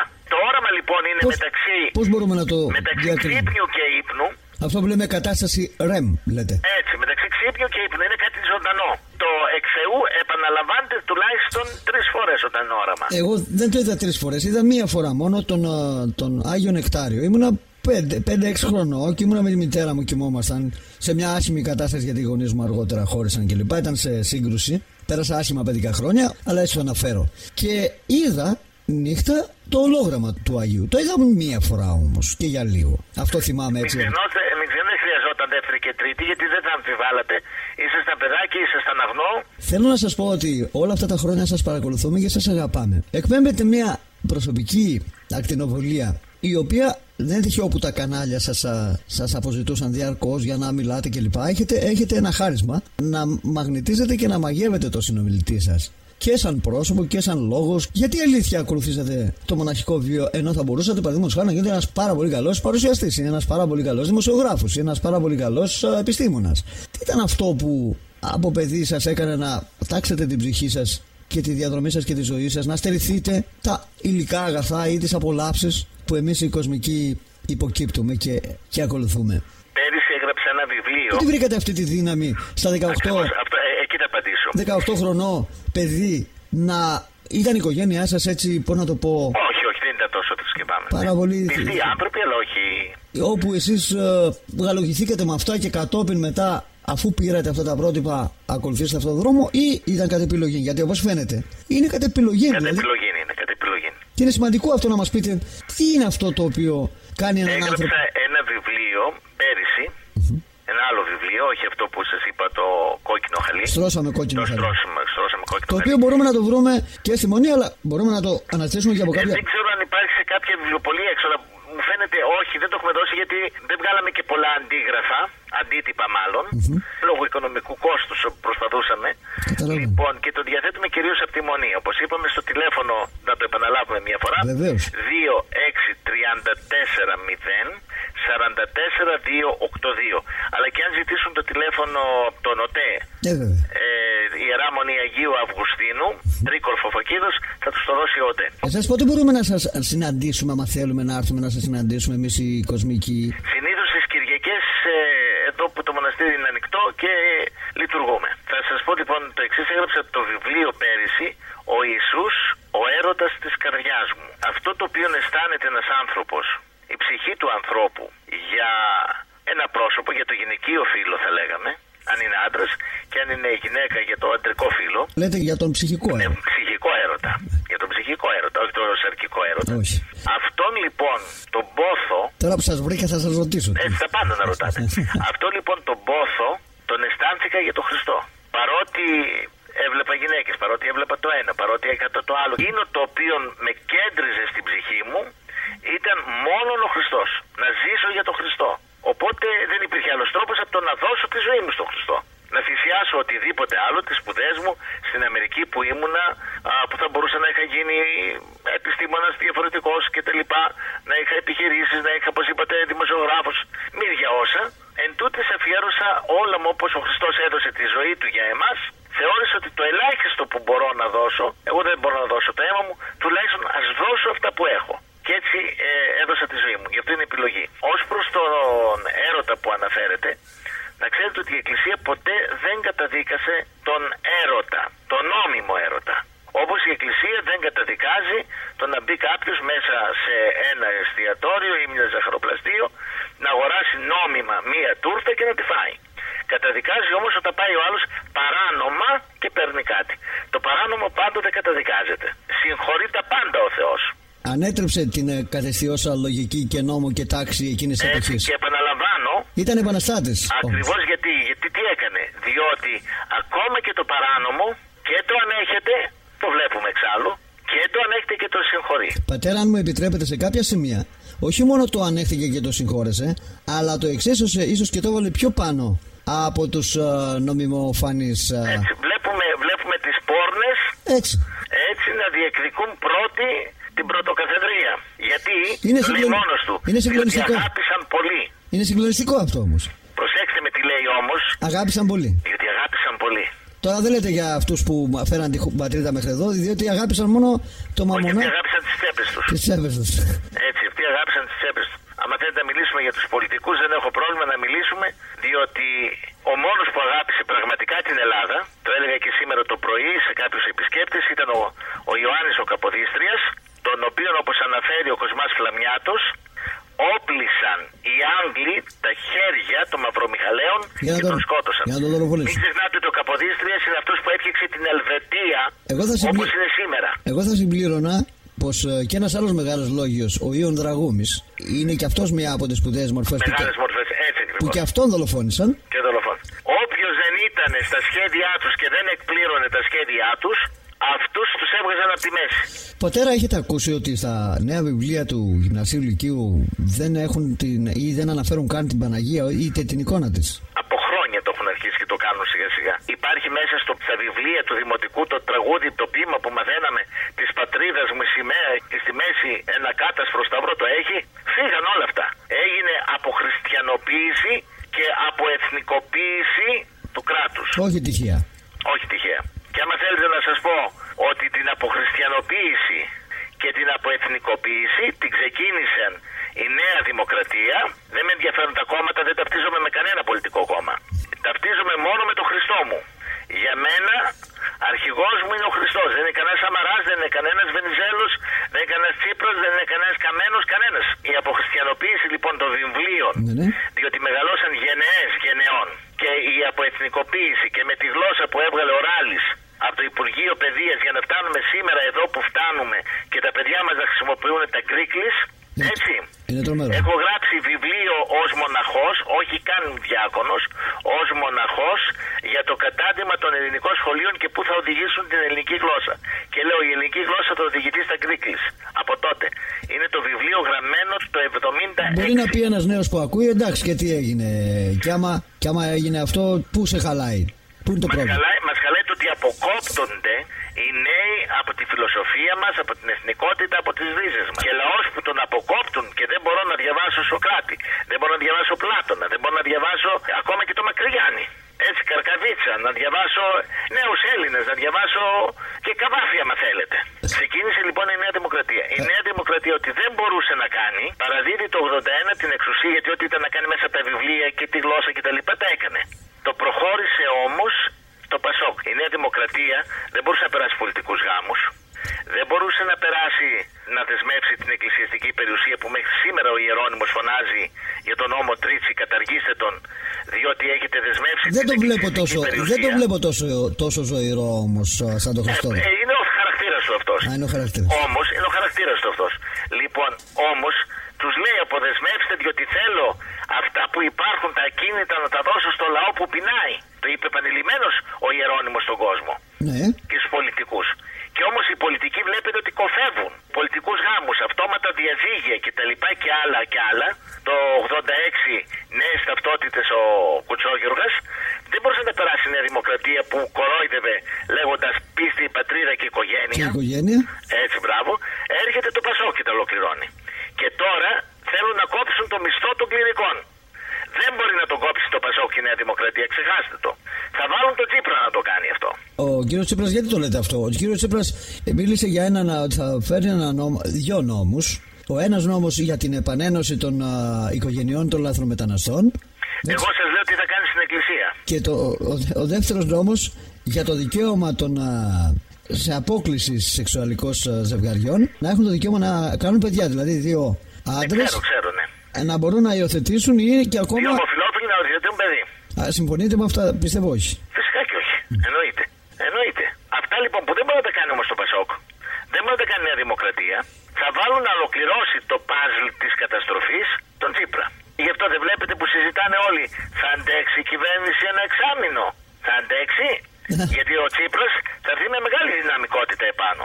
Λοιπόν, και θα δείτε ότι αυτό θα ολοκληρώσει.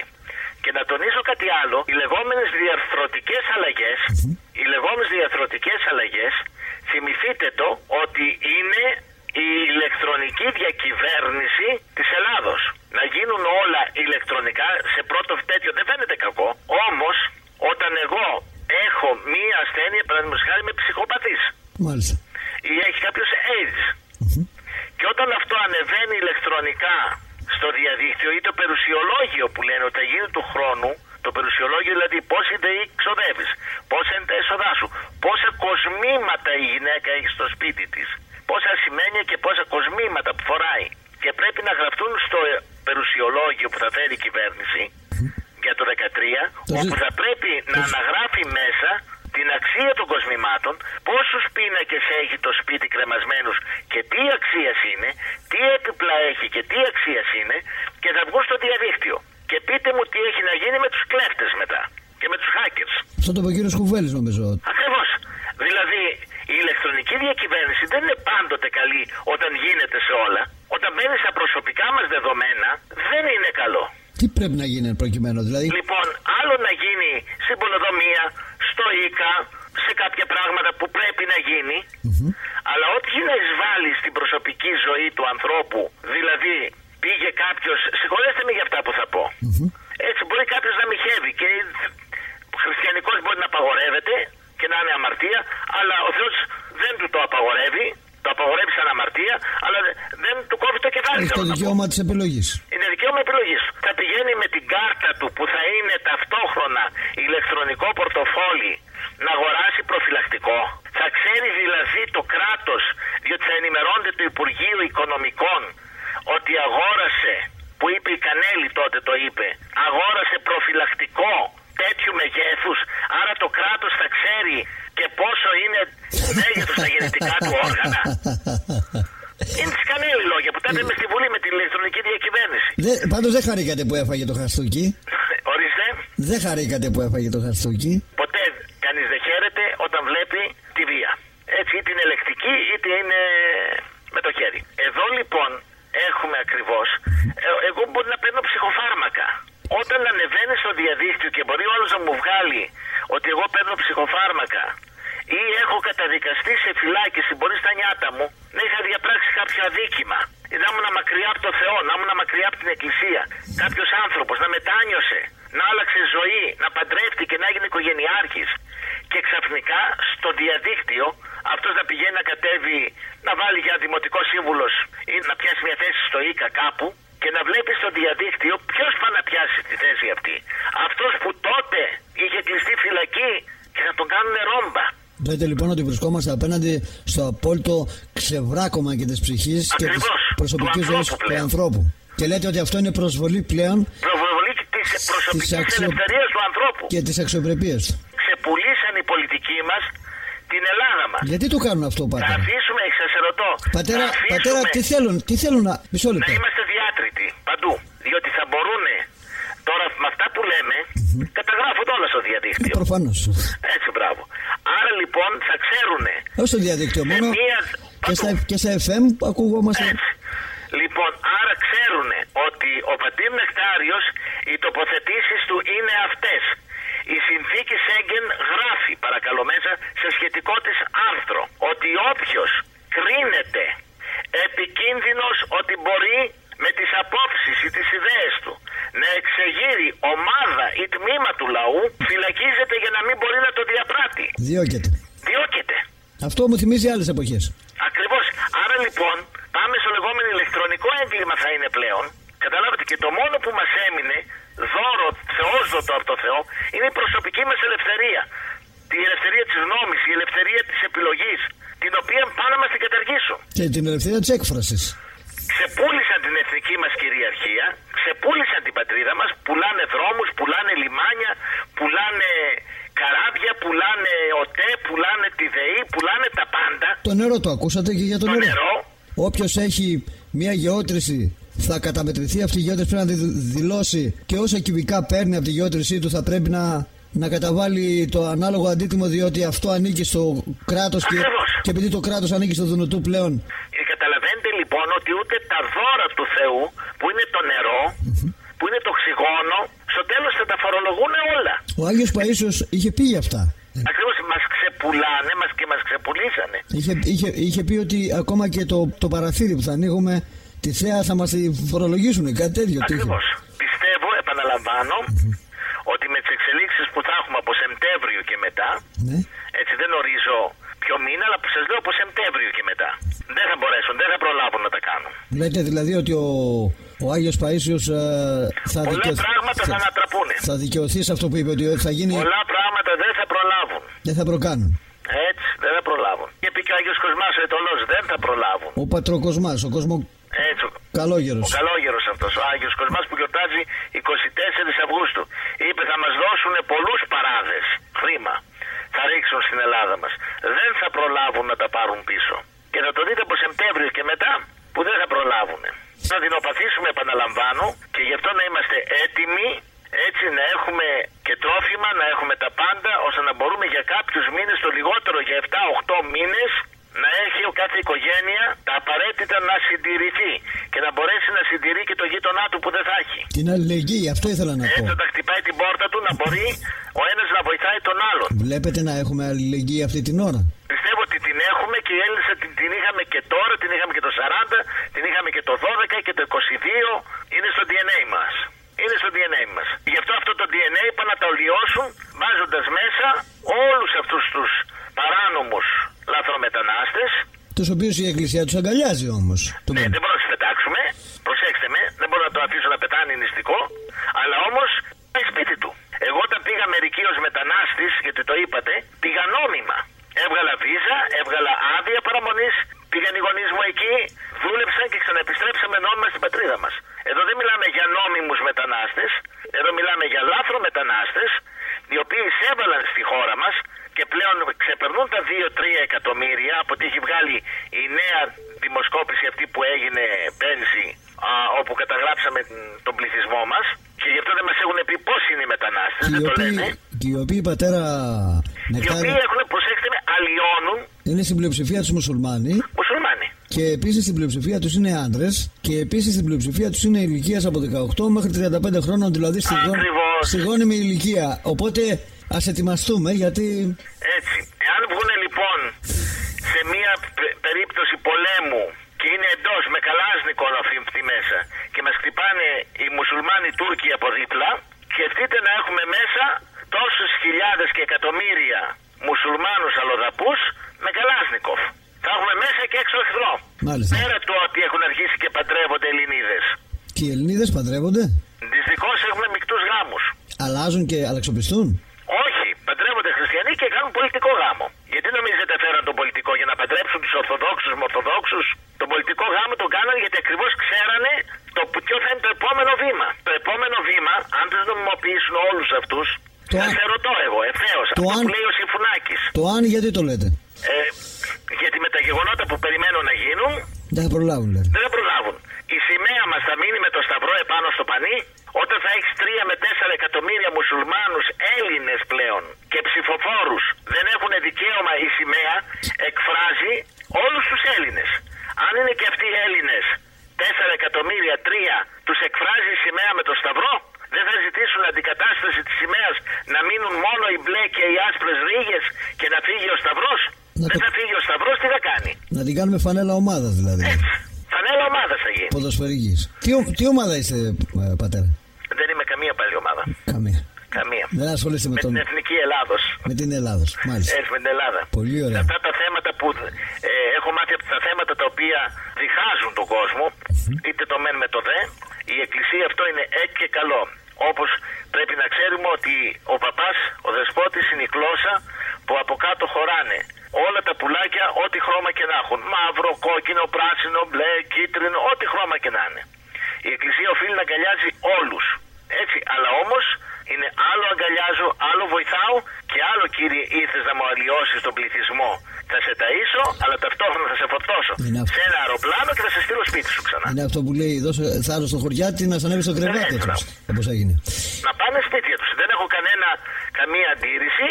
Όσοι ήρθαν νόμιμα και μπήκαν νόμιμα, όχι όσοι νομιμοποιήθηκαν με τρόπους γνωστούς για να γίνουν ψηφοφόροι, αλλά όσοι ήρθαν και συγκεκριμένους λόγους, που είναι κάποιοι γιατροί, είναι κάποιοι υπάλληλοι, υπάρχουν συγκεκριμένα πρόσωπα που έχουν έρθει για συγκεκριμένους λόγους. Αυτοί λοιπόν οι άνθρωποι έχουν το δικαίωμα να παραμείνουν. Δεν μιλάμε για τους. Μιλάμε για όλους αυτούς τους λάθρομετανάστες που παρανόμως και με νόμιμους νόμους, με παράνομους νόμιμους νόμους νομιμοποιούνται και αλλοιώσαν το DNA των Ελλήνων. Νομίζω ότι αυτή την ώρα και το Σύνταγμα δεν υφίσταται έτσι όπως είναι τα πράγματα. Είναι το μόνο που παραβιάζεται συνέχεια. Και έχουμε χωρίσει την εθνική κυριαρχία, όπως είπατε. Έτσι, δυστυχώς και το Συμβούλιο Επικρατείας δεν κάνει σωστά τη δουλειά του. Όλοι οι νομικοί το λένε ότι συνέχεια παραβιάζεται το Σύνταγμα. Έχουμε συνταγματική εκτροπή αυτή τη στιγμή. Συνταγματική εκτροπή έχουμε. Καταρχάς, κανένα μνημόνιο δεν ισχύει από τη στιγμή που δεν πήρε 180 ψήφους. Δεν πέρασε από την Ελληνική Βουλή. Ναι. Και δεν πέρασε έτσι ακριβώς. Παρακάμφθηκε η Βούληση του Ελληνικού Λαού. Και απευθείας ο κύριος Παπανδρέου ο Γιώργος μαζί με τον Υπουργό Οικονομικών του τότε, τον κύριο Παπακοσταντίνου, που τον μετέτρεψε με νόμο ως υπερυπουργό, ήρθε σε απευθείας συνδιαλλαγή με το κογλύφους και ερήμην του ελληνικού λαού και ερήμην της Βουλής. Να πούμε, μια και κλείνουμε κιόλας όπως είπατε, να πούμε το εξής, ότι η μόνη ελπίδα των Ελλήνων να ξέρουν είναι ο Χριστός μας. Μην ελπίζουν στους πολιτικούς, καμία ελπίδα σε αυτούς πλέον τους ανθρώπους. Δεν υπάρχει ελπίδα σωτηρίας. Να ελπίζουν στο Χριστό μας, την πίστη εκεί που πίστευαν πάντοτε οι Έλληνες, και γι' αυτό έλεγαν πρώτα για του Χριστού την πίστη την Αγία και μετά για τις πατρίδος την ελευθερία. Με αυτή την πίστη απέναντι στο Χριστό μας, στην Παναγιά μας, στους Αγίους μας, στο ναό μας, στην εκκλησία μας, στο ράσο μας, στο δεσπότη μας, στον παπά μας, στο καλό γερό μας, διότι αυτοί ό,τι και να γίνει, επαναλαμβάνω, θα αγωνιστούμε μαζί για αυτόν τον τόπο. Ο ένας μας, όπως και το 21, όπως και το 40, μαζί αγωνιστήκαμε και μαζί θα συνεχίσουμε να αγωνιζόμαστε, ό,τι και να μας βρει. Οι πολιτικοί γνωρίζουμε, έχουν γεμίσει τις τσεπούλες τους δισεκατομμύρια, θα πάρουν τα αεροπλάνα και τα ελικόπτερα και θα φύγουν ό,τι και να συμβεί. Και θα μείνει πάλι το ράσο, η εκκλησία, η ελπίδα του έθνους, θα μείνει μαζί με το λαό της. Λέτε λοιπόν, παρότι έρχονται δοκιμασίες, να μην φοβόμαστε, λέτε να πιστεύουμε. Έτσι, η πίστη είναι αυτή που η οποία θα μας σώσει, η πίστη και η ελπίδα. Συμφωνείτε μάλλον λυπάστε με τους συμπολίτες μας οι οποίοι φτάνοντας σε αδιέξοδο πηδάνε από τα μπαλκόνια. Ακριβώς, δεν είναι η λύση αυτή, διότι και αυτός που κάνει αυτό αφήνει όλα τα προβλήματα στα παιδιά του και στη γυναίκα του. Αφήνει στους πίσω τα προβλήματα. Δηλαδή, ένα παράδειγμα θα σας έλεγα. Είχα ένα δάνειο και δεν μπορούσα να το ξεχρεώσω, είχα πάρει χρέη και πήδαγα από το μπαλκόνι, αλλά χανόντουσαν τα χρέη. Θα έλεγες πήδηξε, χάθηκαν τα χρέη. Έγινε για Τώρα τα χρέη, έγινε κάτι. Τώρα τα χρέη τα παίρνουν τα παιδιά σου, μεταφέρεις το πρόβλημα. Τα παίρνουν τα παιδιά σου, το παίρνει η γυναίκα. Οι άνθρωποι θα βγουν στον δρόμο και έχουν και να κλαίνουν ένα πατέρα που τον χάσανε. Πέρα από την απώλεια της ψυχής, γιατί νομίζω ότι. Πέρα το ότι είναι αυτοκτονία και ο άνθρωπος εκεί όπου πάει ο Θεός να τους βοηθήσει και να τους ελεήσει. Γνωρίζουμε όμως από την πίστη μας ότι η αυτοκτονία καταδικάζεται από το Θεό. Γιατί είναι δώρο του Θεού και κανείς δεν έχει το δικαίωμα να αφαιρέσει τη ζωή του. Δεν έχετε λοιπόν εσείς από το Θεό το δικαίωμα, ακόμα και αν σας ζητηθεί, να συγχωρέσετε κάποιον ο οποίος έχει αυτοκτονήσει? Μόνο ο Θεός μπορεί να το κάνει αυτό. Μόνο ο Θεός. Και να τον ελεήσει. Γι' αυτό ζητάμε να ελεήσει τις ψυχές τους.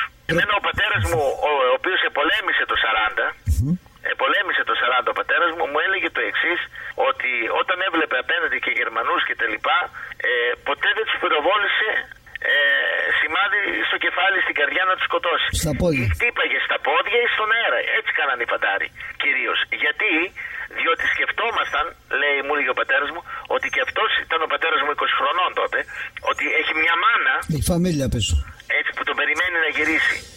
Αλλά πρέπει όμως να τον διώξω έξω από τη χώρα μου, να μην μου πάρει τη χώρα μου. Και έτσι οι Έλληνες δεν είναι ο άνθρωπος που κάνει πόλεμο για να σκοτώσει.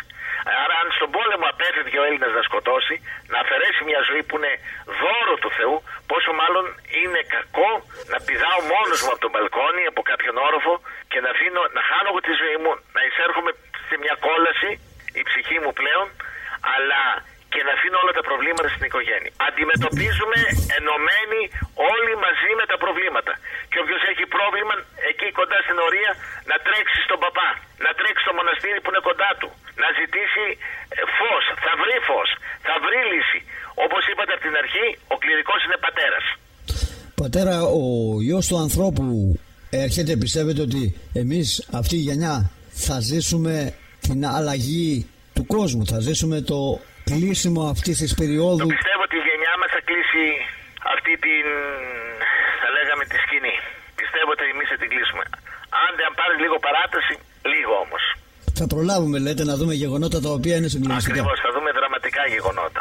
Πιστεύετε ότι ζούμε στιγμές αποκάλυψης? Στιγμές αποκάλυψης, ακριβώς. Έχετε αυτή τη βεβαιότητα?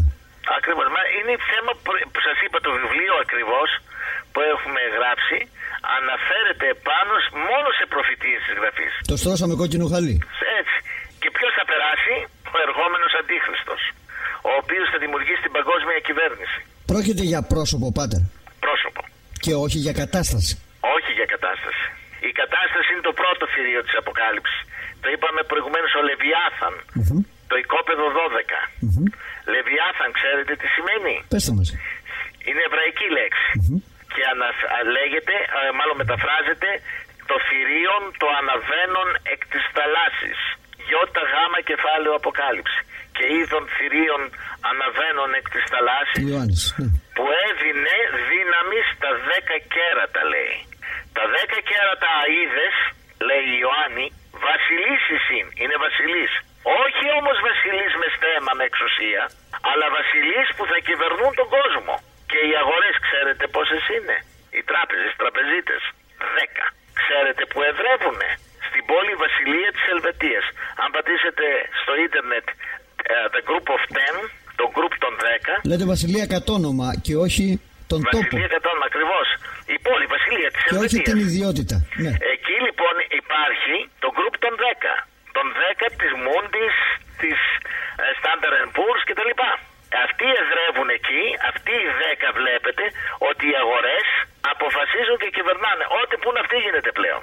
Και γι' αυτό λέει τα 10 κέρατα αΐδες είναι βασιλείς χωρίς στέμα, αλλά θα κυβερνούν, λέει αυτοί οι 10.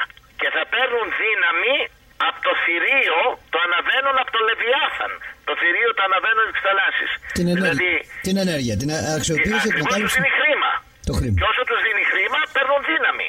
Το δεύτερο θηρίο, και γι' αυτό έχω γράψει άρθρο και έκανα ομιλία, υπάρχει στο διαδίκτυο με τον τίτλο «Εμφανίστηκε το πρώτο θηρίο της Αποκάλυψης». Ας βάλουν αυτό το τίτλο, Γέροντας Νεκτάριος Μουλατσιώτης. Ας βάλουν στο YouTube, Γέροντας Νεκτάριος Μουλατσιώτης, ομιλία «Το πρώτο θηρίο της Αποκάλυψης εμφανίστηκε».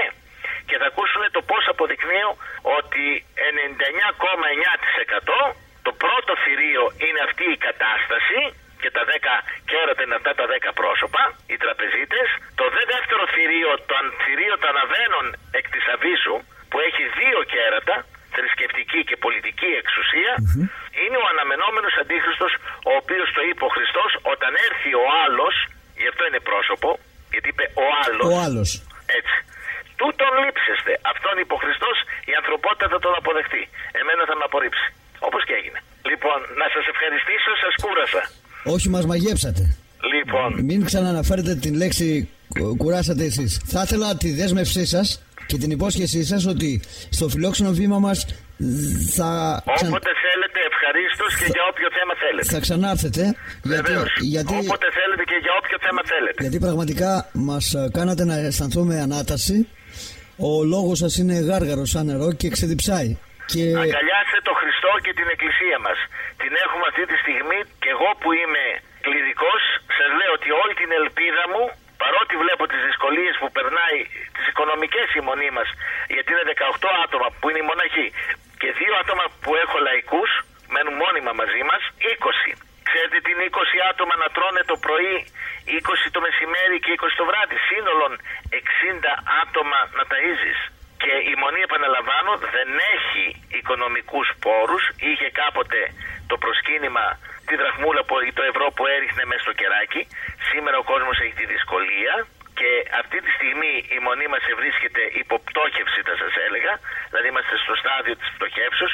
Όμως έχω την ελπίδα μου στην Εκκλησία, την ελπίδα μου στο Χριστό και βλέπω και είμαι σίγουρος ότι ο Χριστός θα ανατρέψει όλα αυτά, θα βοηθήσει και θα σώσει τα παιδιά του. Αρκεί να είμαστε κάτω από την ομπρέλα, από τη σκέπη του την Αγία. Διότι όποιος είναι εκτός ομπρέλας θα βραχεί. Όποιος είναι κάτω από την ομπρέλα του Θεού όμως, αυτός δεν θα πάθει τελικά τίποτα. Και πιστεύω ότι αυτό πρέπει να κλείσουμε με αυτό το μήνυμα, όλοι κάτω από την ομπρέλα του Θεού, κάτω από τη σκέπη του Θεού, να ζητήσουμε τη βοήθειά του και ο Θεός θα μας την παρέχει. Πατέρα, δώστε μας την ευλογία σας. Να είστε ευλογημένοι και εσείς και όλοι οι Κροατέ για τις δύσκολες μέρες που θα μας βρούνε και να ξέρετε ότι Είμαστε κοντά σας και όποτε μας θελήσετε, ευχαρίστως, στείλτε μας μήνυμα όπως μας στείλετε μέσω διαδικτύου και θα ανταποκριθούμε να ξαναμιλήσουμε.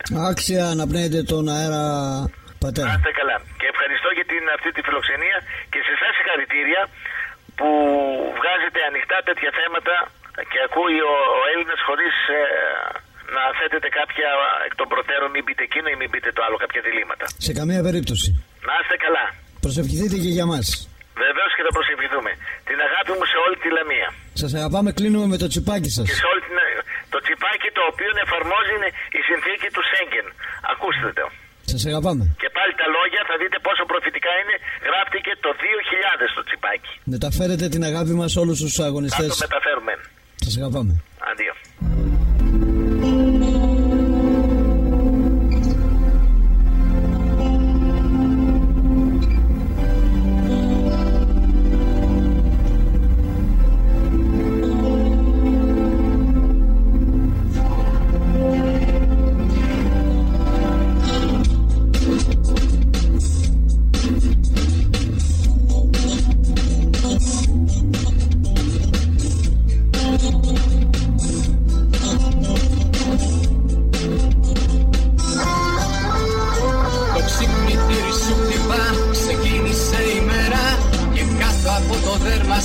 Σου λέω καλημέρα. Μπορεί να φαίνομαι μικρό, μα είμαι όμως κάτι που θα σφυρίζει στο μυαλό και δεν θα κλείνεις μάτι. Σηκώνω τα τηλέφωνα, πηγαίνω και ψωνίζω και όλες τις ανάγκες σου εγώ τις κανονίζω. Σκοτώνω τη συνείδηση, στη σκέψη βάζω φόρο και τη ζωή σου κυβέρνω από ένα δορυφόρο. Είμαι ένα τσιπάκι το σόδα που θα σ' οδηγήσει στη σκλαβιά. Πάρε ό,τι υποθείς στον κόσμο αυτό, μου αρκεί να ζεις χωρίς Θεό. Πολλά θα γίνουν γύρω σου χωρίς να έχεις γνώμη και από παντού θα κλείσουνε της ξένιας μια συνδρομή. Θα γίνω μπροστά σου, στα χέρια μου όλοι νόμοι και άνεργοι θα μείνουνε παντού οι αστυνόμοι. Τα πάντα ξεπουλήθηκαν και άντε να μιλήσεις, σε μένα ναι λογοδοτούν του κόσμου οι κυβερνήσεις. Μερό νύχτα είναι εξάγρυπνο, σε παίζω σαν τα ζάρια και έχω και ένα κωδικό, τα 3 τα εξάρια. Είμαι ένα τσιπάκι το σόδα που θα σ' οδηγήσει στη σκλαβιά. Πάρε ό,τι υποθείς στον κόσμο αυτό, μου αρκεί να ζεις χωρίς Θεό.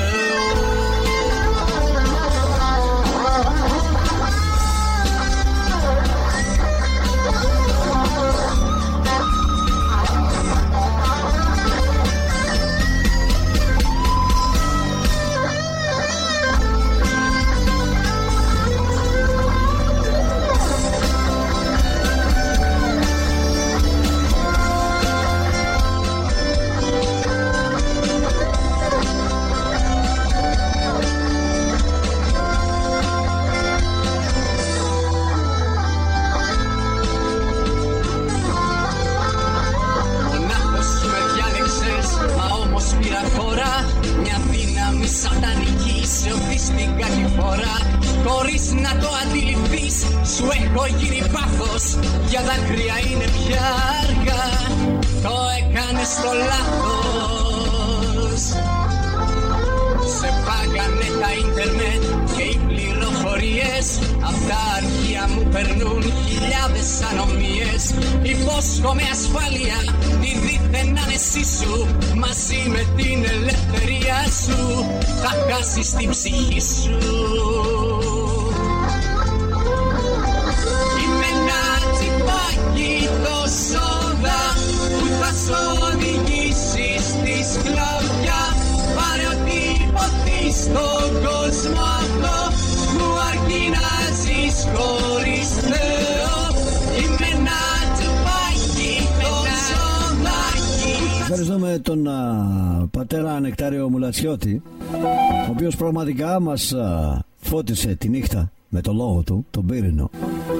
Ένας Έλληνας, ένας μοναχός,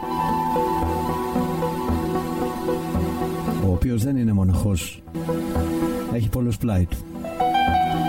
Δοκιμάζονται οι μονές, δοκιμάζονται οι Έλληνες, δοκιμάζεται η πίστη, δοκιμάζονται όλα. Να η μαρτυρία, να η αλήθεια, να ο δρόμος. Είμαι ο Νίκος Αμούρκας, είναι το ράδιο Ρωμαλ News. Σήμερα φιλοξενήσαμε μια ελεύθερη φωνή, τον Παπαροκά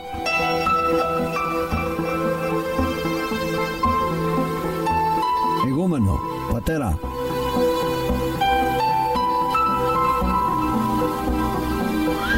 Της Ιεράς Μονής Αγίου Νεκταρίου Τρικόρφου Φωκίδος, της Ανδρικής και Γυναικείας Μονής. Έναν λόγιο, έναν επιστήμονα, συγγραφέα, έναν πολιτισμένο άνθρωπο του 21ου αιώνα, έναν χριστιανό ορθόδοξο μέχρι το κόκαλο, μέχρι το μεδούλι.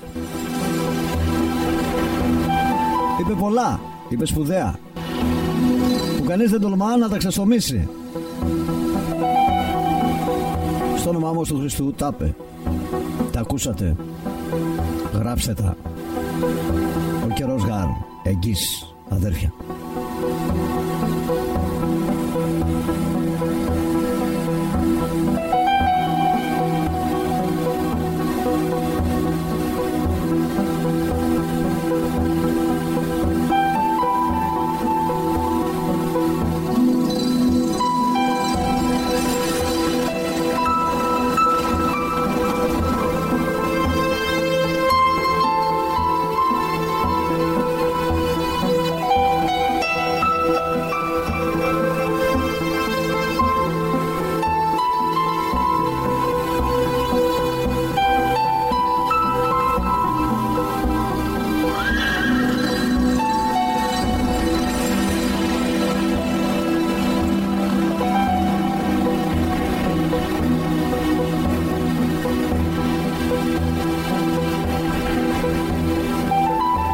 Αναζητήστε λοιπόν στην Μονή Αγίου Αυγουστίνου, το Ανδρικό Μοναστήρι, στο Τρίκορφο Φωκίδας, και Αγίου Νεκταρίου το Γυναικείο, το νέο βιβλίο «Στρώσαμε κόκκινο χαλί» του ηγούμενου γέροντα πατέρα Νεκτάριου Μουλατσιώτη, ενός από τους παπαροκάδες που ειλικρινά φέραν ένα νέο αέρα, ένα νέο μήνυμα, ανανέωσαν το μήνυμα του Χριστού,